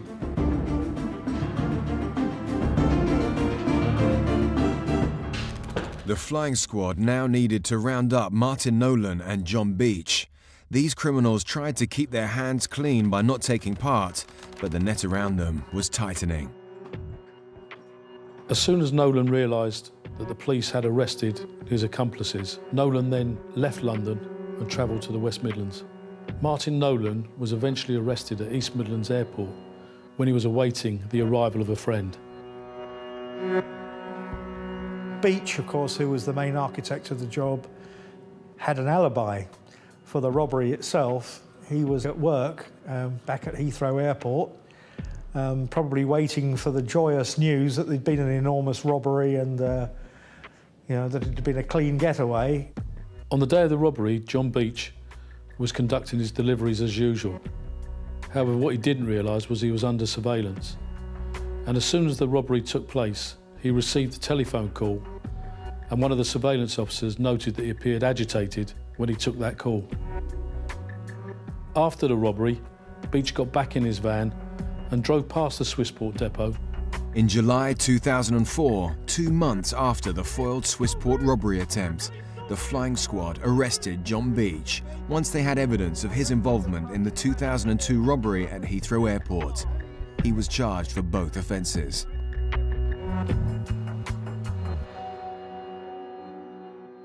With all the criminals safely in police custody, their trial dates were set. The men pleaded guilty to conspiracy to rob Swissport, except Martin Nolan and John Beach. You have been found guilty. Whilst Martin Nolan was found guilty, the jury were unable to reach a verdict on John Beach.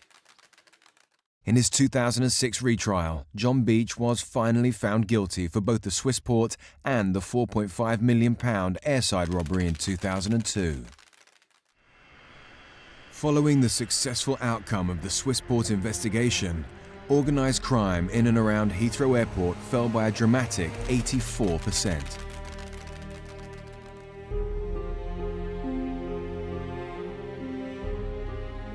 And that was a combination of a number of operations that have been conducted by Operation Grafton and by the Flying Squad in partnership with Customs and Excise, Thames Valley and Surrey.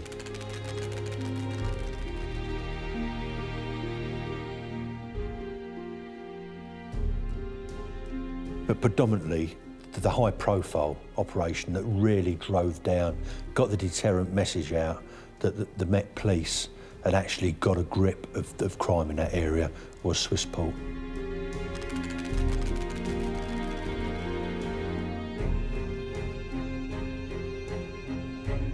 With the reduction of crime in and around Heathrow, it also showed the role that John Beach was playing in crime around Heathrow Airport.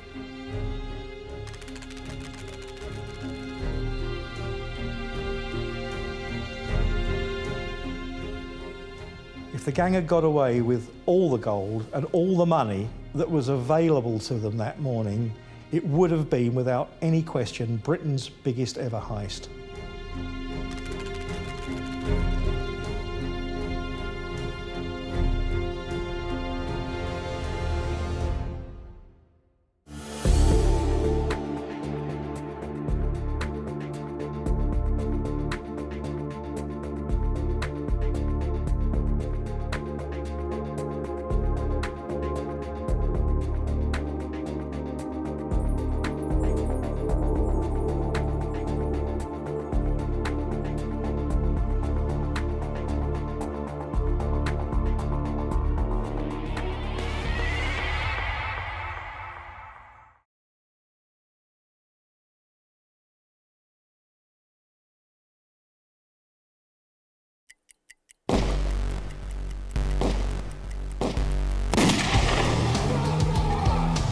During a 2-year reign of terror across the UK, a gang of ruthless robbers targeted high-security depots and cash-in-transit vans.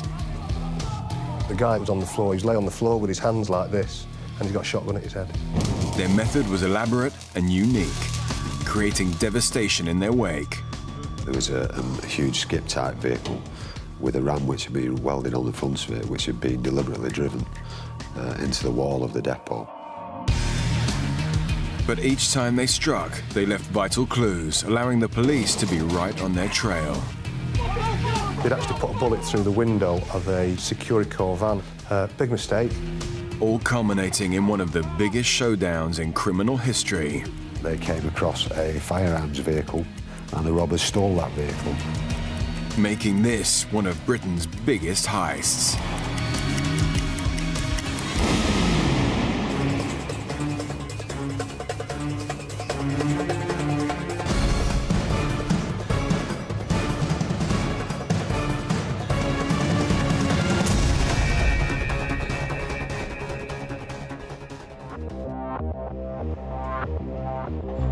The 19th of October 1995, Heist, Salford. Detective Constable Mike Hawkins from the Greater Manchester Police Robbery Unit is called to an urgent job. Upon arrival, I was greeted with carnage, really, for want of a better way of putting it. There was a huge skip-type vehicle which had been deliberately driven into the wall of the depot. So, as you can imagine, the wall of the depot was pretty much non-existent anymore. A ruthless gang had their sights on the large sums of money stored at the top security depot and stopped at nothing to get it.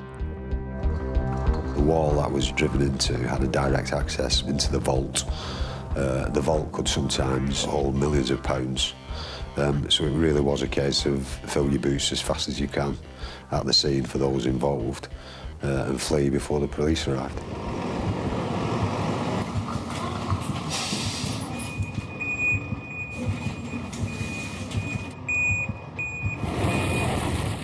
Three armed men went into the vault. The staff were terrified. One man got a sawn-off shotgun put to his head, and they're shouting at him. And there's no need. It's just totally pointless violence. The men were frightened, they were compliant, and the staff were on the floor, they weren't doing anything. And then one of them put a bullet through the roof.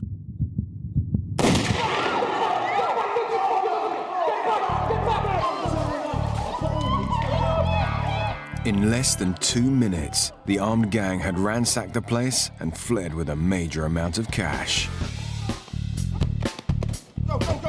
There was a huge amount of money which was stolen from the raid, £770,000 in total, which was a lot of cash for those who committed this type of crime to be able to steal. It's a heavy hit for the cash in transit industry to take. Earlier that year, there'd been a £6.5 million robbery at a depot in Salford. Securicorps suffered that loss. And these types of robberies were of the order that the industry couldn't sustain them. If we didn't take this team out, we would probably have seen the collapse of the cash in transit industry. This was no ordinary robbery, it had been pre-planned. There's obviously quite a lot of thought gone into the process by those who were involved, and it was very much different than your normal type robbery. The police needed to act fast. With a vehicle left at the scene and a firearm discharged inside, forensic officers set off to work. We had the bullet that had been put through the roof, quite a significant piece of evidence, and we had that analysed at the Firearms laboratory. That then gives us a key, and that can link us to other scenes, to other robberies.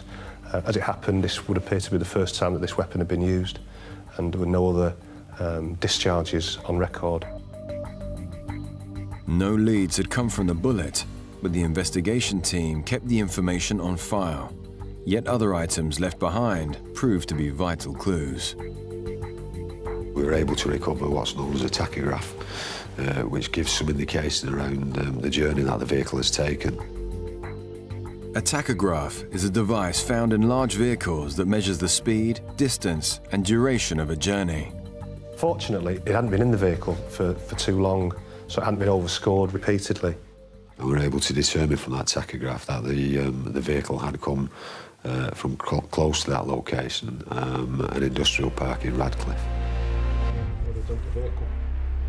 This was a major breakthrough. The police had a specific location where the vehicle had possibly been stored, Beeley Industrial Estate. And this wasn't the first time it had been on their radar. We'd had an attack at Pilsworth in Bury. The attack was outside the cinema.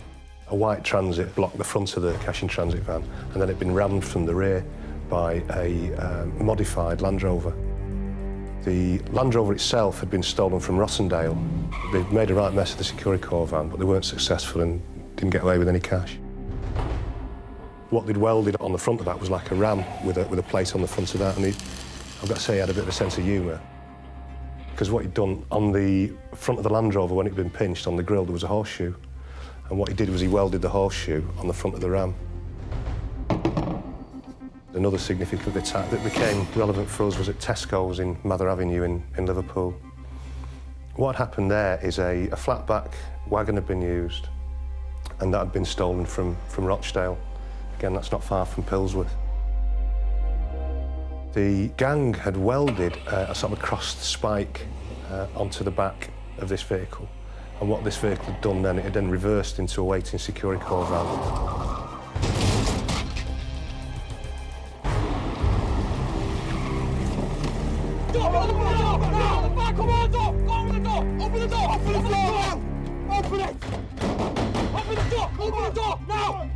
And in the cab of this was a tachograph.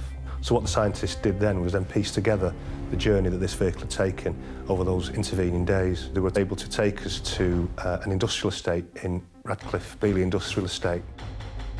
So evidence from 2 previous robberies in Bury and Liverpool linked back to this place in Radcliffe.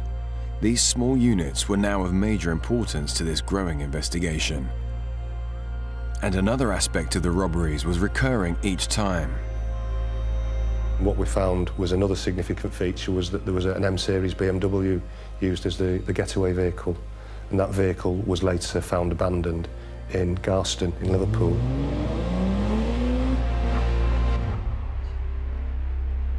With these common features, a worrying pattern was now emerging.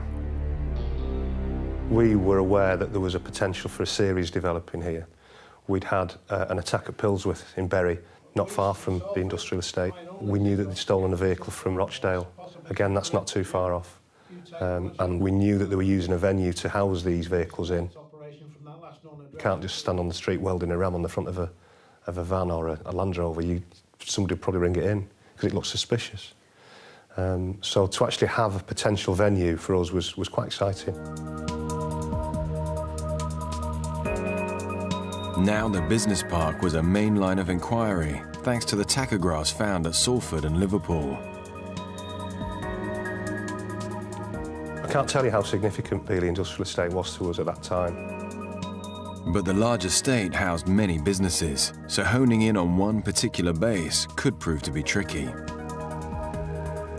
was lots of different industrial units on there, lots of different types of industry taking place in there, some small units, some big units.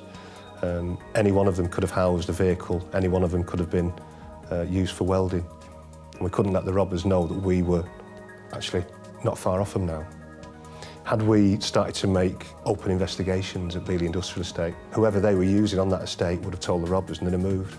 And our task now was to actually see what else we could get with a view to identifying the unit that we're using, then we could start mounting technical attacks upon them. One wrong move could blow the operation before any further intelligence was gathered. But gradually, information directed them to a specific area. The units 9, 9A and 9B was a key point for us, a real key point in the investigation. It was quite possible they'd use the same location time after time, and we're able to narrow down significantly where the vehicle originated from. We had a specific location now, and when we started to look at this, it became more and more clear to us that this was the place they were using, this is the place where the welding was taking place, and this is the place they were storing the stolen vehicles. Undercover officers were deployed to stake out the units and discover who exactly was behind the vehicles. It can be quite complicated to set up an observation post without anyone else being aware, not just those who are involved in the crime, but other people, because that attracts attention. So we've got to make sure that we're able to get in and out on a regular basis, if need be, without people seeing us. So over the coming days, the investigation continued. We started to build our evidential case. We started to see factors that became significant. We start to see people appearing, and the most regular attender at Beeley Industrial Estate was a guy called David Fletcher. David Fletcher, 34 years old, from Manchester, a welder with no previous convictions and not known to the police. David Fletcher was the welder who operated and rented the premises. With no further intelligence on Fletcher, officers continued their surveillance, and gradually more faces became familiar at the industrial estate. We start then to spread out to other members of the gang. We had Lawrence Brown, or Loz Brown, who turned up on a number of occasions. Lawrence Brown, 36 years old, from Salford, a known robber who had a track record with Greater Manchester Police. He lived in a house in Heights. He got previous convictions for wagon theft. It was actually on bail at the time that we started to look at him for trying to steal a wagon in Stockport.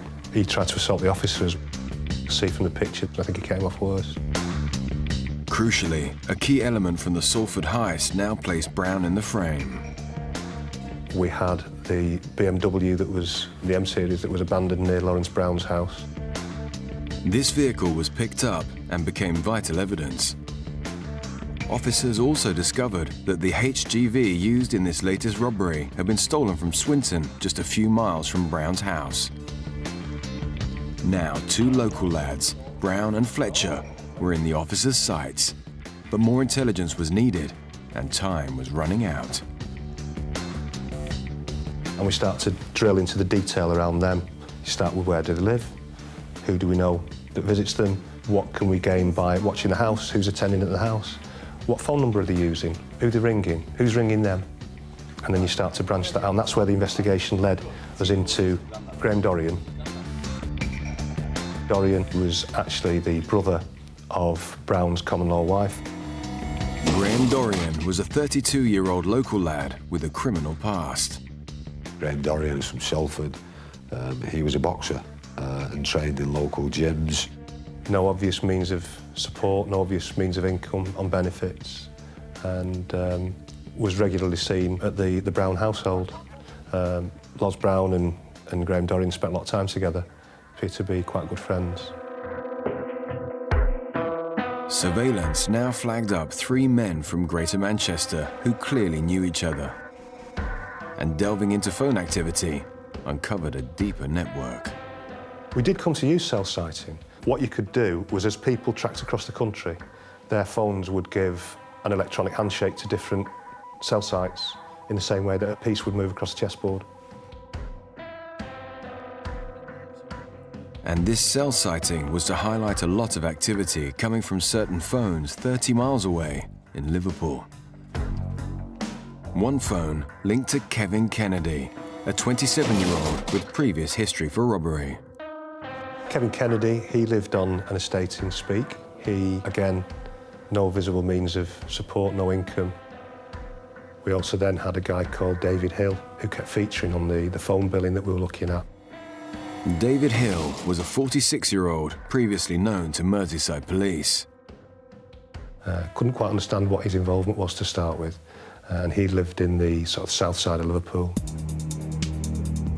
Officers now had a link between 3 Manchester lads and 2 Liverpudlians, but separate gangs associating together was rare, if not unheard of. Then another man came onto their radar. Andrew Scroggy, a 28-year-old previously known to police. Scroggy was a Birmingham lad who was very much linked into David Hill and the Liverpool side. And he did feature at Loz Brown's house on one occasion, and we saw him in and out of the garages. They had a couple of lock-up garages in Garston, which they also came to use to store stolen cars in that, and we had him and Kevin Kennedy going to and from the garages. Certain men were now identified, and a link was emerging between Manchester, Birmingham, and Liverpool. I've never seen a gang since operating this way.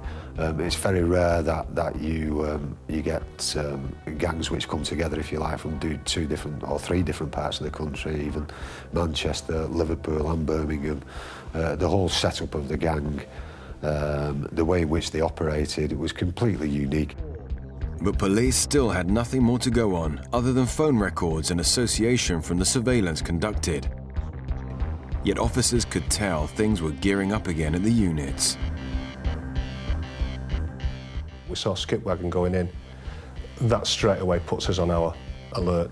We don't know what they're doing with it, but we're looking at a team that modifies HGVs.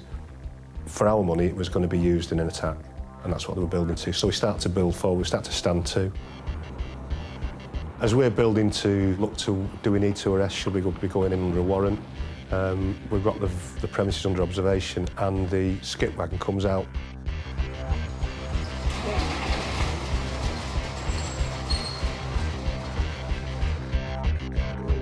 And it's like, oh my God, what are we going to do?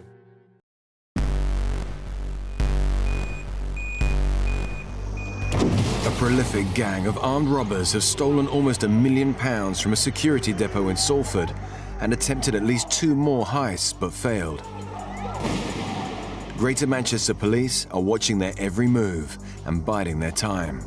But the thieves are on the go once more, and this time a depot in Bolton is their target.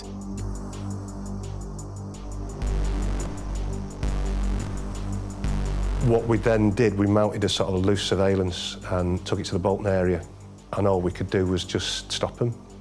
They didn't know that we were onto them, and the last thing we wanted was to blow this at this point in the investigation. So what we did, we got a high-profile response in the Bolton area, and it was abandoned and the team made off, and they left it not far from the Securicorps depot, so we'd actually prevented a robbery.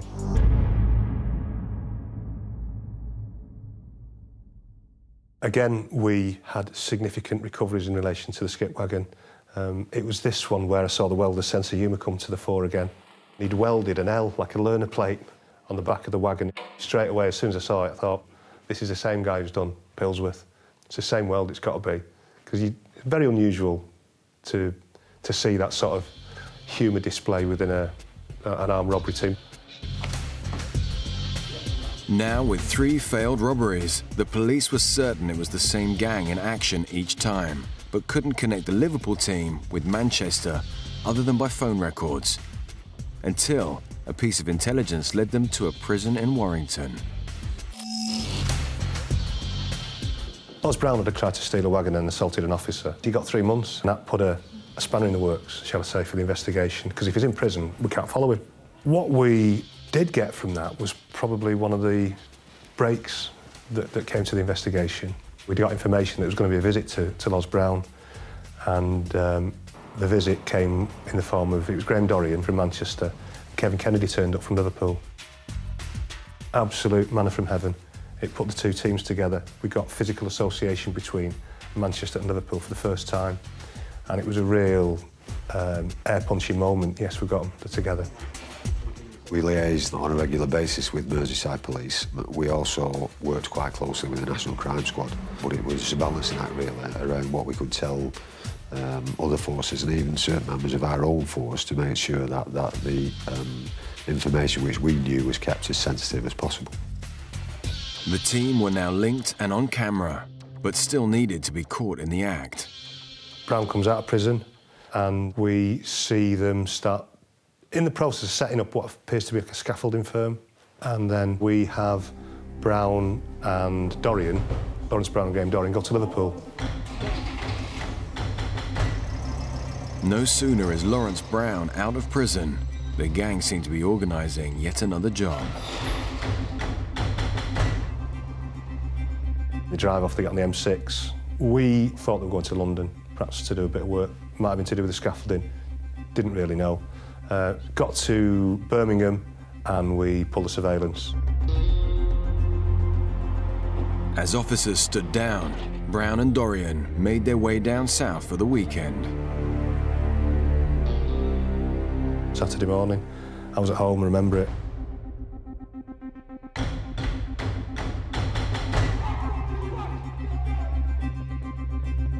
They went down to Dartford in Kent and robbed a Securicorps depot. Got £440,000. And I was absolutely livid. We'd missed a real golden opportunity, a real golden egg that had gone. And if we'd been with him, we could have had him. And it really hurt, that, really hurt. The gang had now racked up at least 5 armed raids up and down the country, starting on their patch, but now terrorising other parts of the UK. They'd walked away from 2 heists with a total of £1.1 million and showed no signs of stopping. With this latest theft, the police had been caught off guard, but all was not lost. They'd actually put a bullet through the window of a Securicorps van. Big mistake for them, because that helped us to forensically link them to the robbery at Heist. Same gun, same bullet, markings. And the phone traffic painted a very interesting picture. The first thing we see, and it's quite comical really, is after the robberies, they're on the way home, They all start ringing their wives and partners and girlfriends. But we didn't have the cell sighting as evidence. It was intelligence, and that was a frustration for us. That would have probably nailed the hats on. It's fair to say that the gang had grown in reputation and size by that time. Obviously, they'd been committing these offences, and we were somewhere 2 years down the line, I should say, which gives you an indication of how professional they were in respect to the robberies that they were committed as well, because by that time we'd pretty much identified who the individuals that were involved, and it was just a matter really of catching them, if you like, in the act. Resources are pulled in from all around the country to get more intelligence on the gang and step up surveillance. And before long, another twist appears. They were following Brown, and he drives down to Bute Street, which is not far from the Weast depot that they'd robbed in Salford. And as the surveillance officers are watching him, he gets out of his car and he climbs on the roof of what appear to be an industrial premises that are actually to let. And he pulls some of the shuttering away from the side, and he goes inside. And this is like, well, what's going on here? As it happens, Fletcher was coming to the end of his lease. I think he was behind with his rent as well, which was a problem for him. He had quite significant financial problems at the time. And then they actually came to lease it. Fletcher leased the unit, and the robbery team relocated to Weast, to Bute Street. The gang now had a new base, suggesting the intention to continue their crime spree. Officers needed to know their next plan and be one step ahead, so special measures were resorted to. So we started to do our own covert entries he'd been in, so we decided we'd go in and have a look as well, all properly warranted. And we actually installed various cameras within the premises. But with this covert operation came huge risks. We got a bit concerned when you start leaving hard copy devices in places. You've got risks. Brown actually came right up to one of them, and we thought he was going to swallow it. He got that close to it.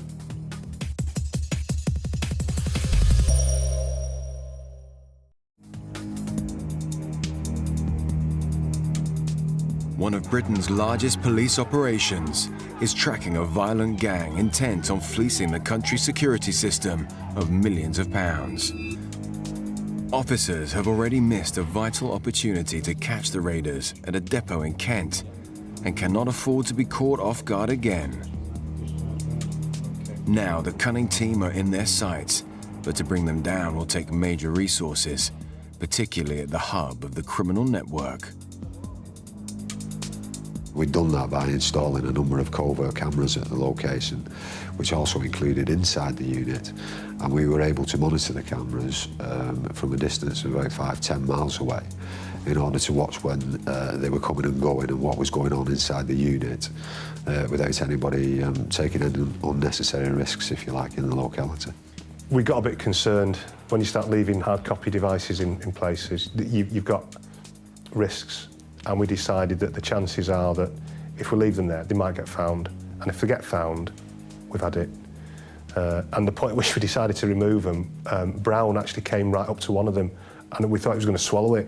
He got that close to it, and it was a case of, right, let's get the cameras out, that's enough. We're not risking this anymore. Officers had come within inches of being discovered, but despite having to pull this part of the operation, the footage captured told an incredible story.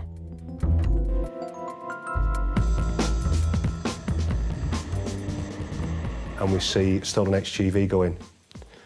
So we keep monitoring the progress on this, thinking, right, they're at it again. This is going to be the next robbery vehicle. They paint it, and we keep going and having a look at what's going on. And then they start to rip the floor out of the inside of the back, exposing the cross members. And then what we see being built slowly over a period of days is a ram, a telescopic ram. They'd repainted it. I think they'd repainted it white from blue. You could pull the roll shutter door down and you'd be none the wiser. Lift the roll shutter door up and you can pull the ram out and you could put locking pins in it. And there you had an effective and viable device. And taking no chances, undercover officers continued the surveillance once the cameras were removed. We'd have specially trained officers to get into premises and gather evidence. We'd have a layer of protection around them, and then what they'd do, they'd go in and they'd take photographs, they'd record their observations, they'd take pictures of the ram, and they took pictures of the van, general pictures, and so that when they were coming back to us to tell us what had happened, it was like, yeah, and this is what we've seen. Very rare for you to actually witness an offence taking place.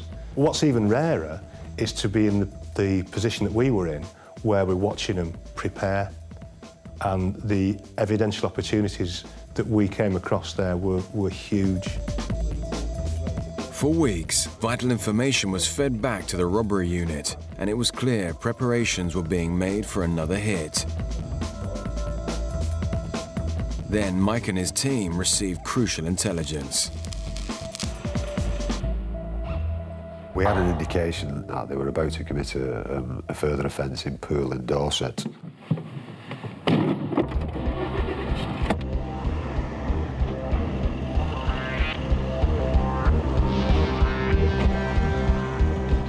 They set off in convoy. Scroggy leaves Bute Street in the HGV, and they all start to travel south. And we're following Scroggy, because he's in the vehicle with the ram. That's the one that we're going to stay with, because that's the one that's going to be there when the robbery happens, and that's where we want to be. Travelling the length of the country meant nationwide cooperation from each police force and a massive operation. On top of this, officers faced a dilemma. The problem which we had were that there was a number of depots which could have been the intended target, and we hadn't got specific information as to which depot that would be. We were able to identify 3 in the locality. The gang could strike at any of the 3 vaults, and officers knew they were prone to violence. But time was running out, and dozens of staff could be in grave danger. We've told the staff in all 3 vaults, just lock it down, get yourself somewhere secure, and stay tight, stay safe till we get there. As the depot staff quickly scrambled to safety, a shock was in store. So we were literally on the phone at the time when the wagon was driven into the wall.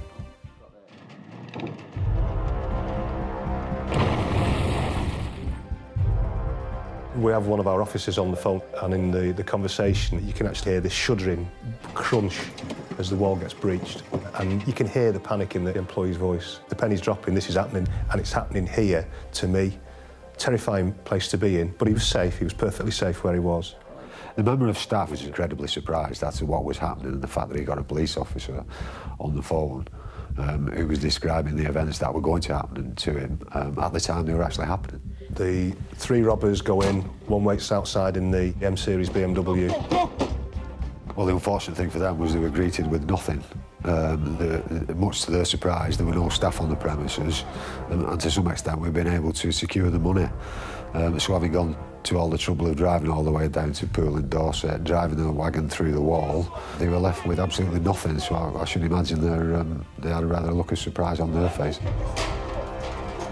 And they try to get into the vault. They can't because it's all been locked down. And then you hear a rapid succession of gunshots.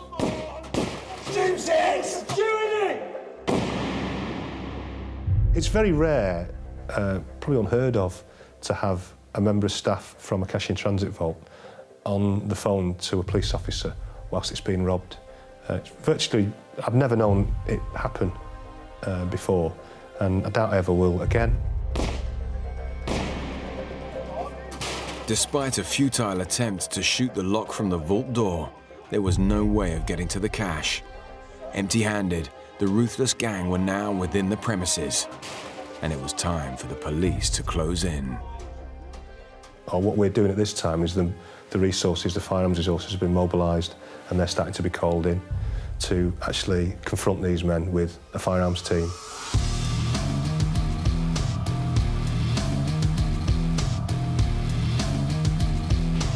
Despite an incredible amount of effort, the thieves were now helpless and could not reach the cash now safely locked in the vault. It seemed like this time, the police were one step ahead. We'd received information that the 4 robbers had been detained and that they'd not stolen anything from the depot. So if you can imagine, the champagne corks were popping at the headquarters. But the celebrations were short-lived. They'd been thwarted, really. They're frustrated in their attempts to steal any cash this time. Come out of the vault, jump into the M-Series BMW and make off. Unfortunately, the HGV had blocked the road, and our firearms team was on one side and the BMW was on the other. This was now the gang's 6th armed attack, and despite the police being so close, they'd somehow managed to get away. And 2 minutes later, we get a call to say nobody's been detained. I'm not going to believe this. They got it wrong. They've got away. Oh. With the gang armed, dangerous, and on the loose, officers were under immense pressure to find them, and fast. What then happens is, for whatever reason, they abandoned that BMW because they didn't have another vehicle. What they do then is they disappear off into the gardens of the nearby houses. What actually happened at that point was an unmarked car. The officers that were inside the car, all suitably firearms trained, were also dressed in civilian or plain clothes. The robbers approached that vehicle probably thinking they were members of the public. They placed their firearms up against the window of the car and instructed the firearms officers to open the car and get out.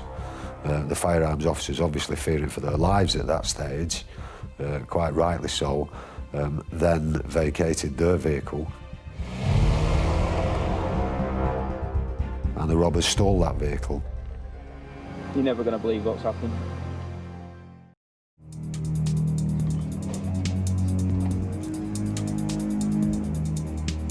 Greater Manchester Police are in the throes of bringing down one of the most prolific gangs ever to hit the UK. Having received intelligence about their next hit, officers race to Poole in Dorset to arrest the thieves in action.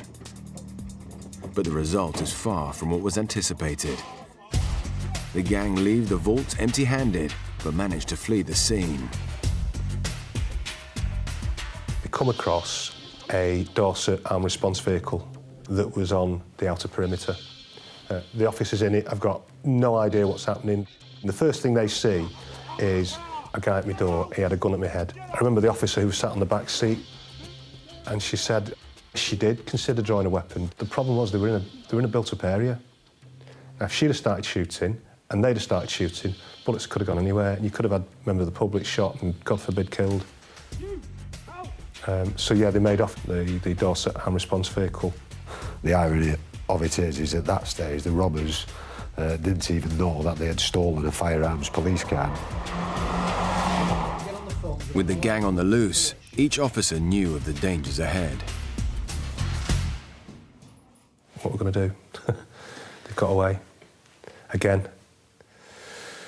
So it's start again. Start from scratch. We felt incredibly disappointed, as you'll appreciate. This had been an investigation which had been running for years, and to think for 1 minute that everybody had been arrested, and then to find out 2 minutes later that nobody had been arrested and they'd kidnapped a firearms car was incredibly disappointing for the investigation. It's fair to say at that point that the cavalry were turned out.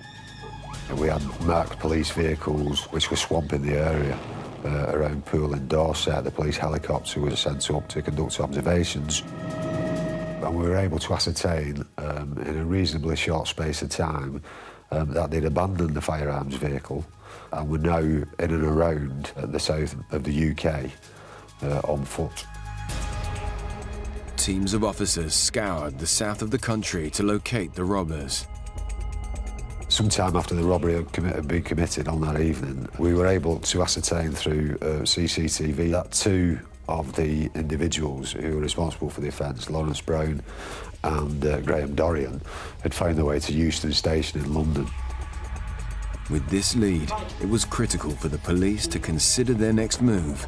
and close in at the right moment. And it was apparent at that stage that they were making their way back to the northwest, and it was highly likely that they were going to do that by catching a train at Euston to Manchester. So we tried to get ahead of the game again and see if we could deploy firearms officers. Problem which we had was the train was due to arrive on a Friday night around 11 p.m, which, as you can imagine, is a very busy time, so it wasn't possible to deploy firearms officers. They are watched very closely. We note that they're carrying 2 holdalls, one each, quite bulky holdalls.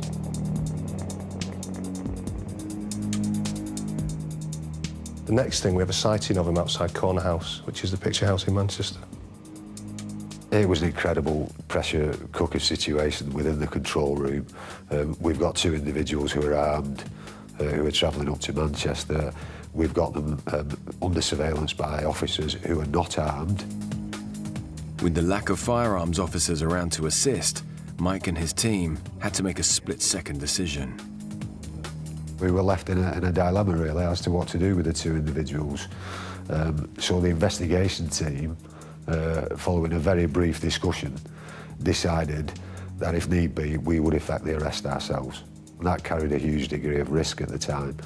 But such was the desire, coupled with the frustration of the investigation team, that we made a decision that night that we were going to arrest them. Show's on. Yeah, we're going to do it ourselves. Over. This was an opportunity which didn't arise very often.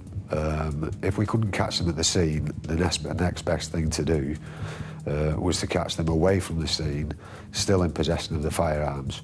Bear in mind, there'd be a huge amount of forensic evidence which would be available to us if we got them that night. And they went out to Corner House, got out of the cars, parked up, and then came round the corner, acting like a group of Saturday night drunks.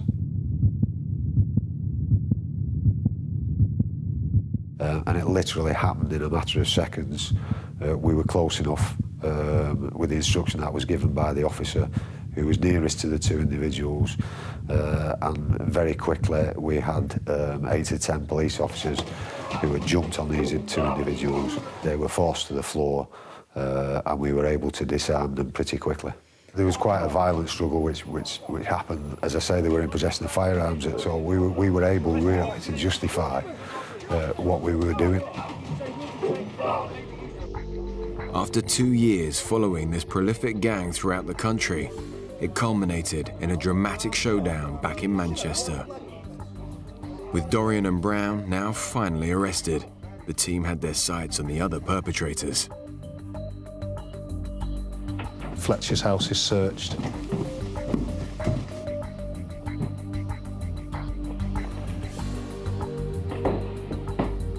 And not only have we got him on surveillance of the 2 units, we've actually got a sketch, you know. He's got a drawing of the ram he's constructed, hand-drawn by him in his house. So get out of that one, you know. We've got Dorian and Brown, and we've got Fletcher. All charged with a conspiracy. 3 weeks ago. Anybody with a black BMW? And it was some time before we were able to locate Kennedy and Scroggy.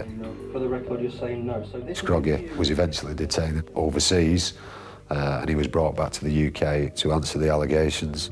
Pictures that show you. Nice. Kevin Kennedy had fled to Amsterdam.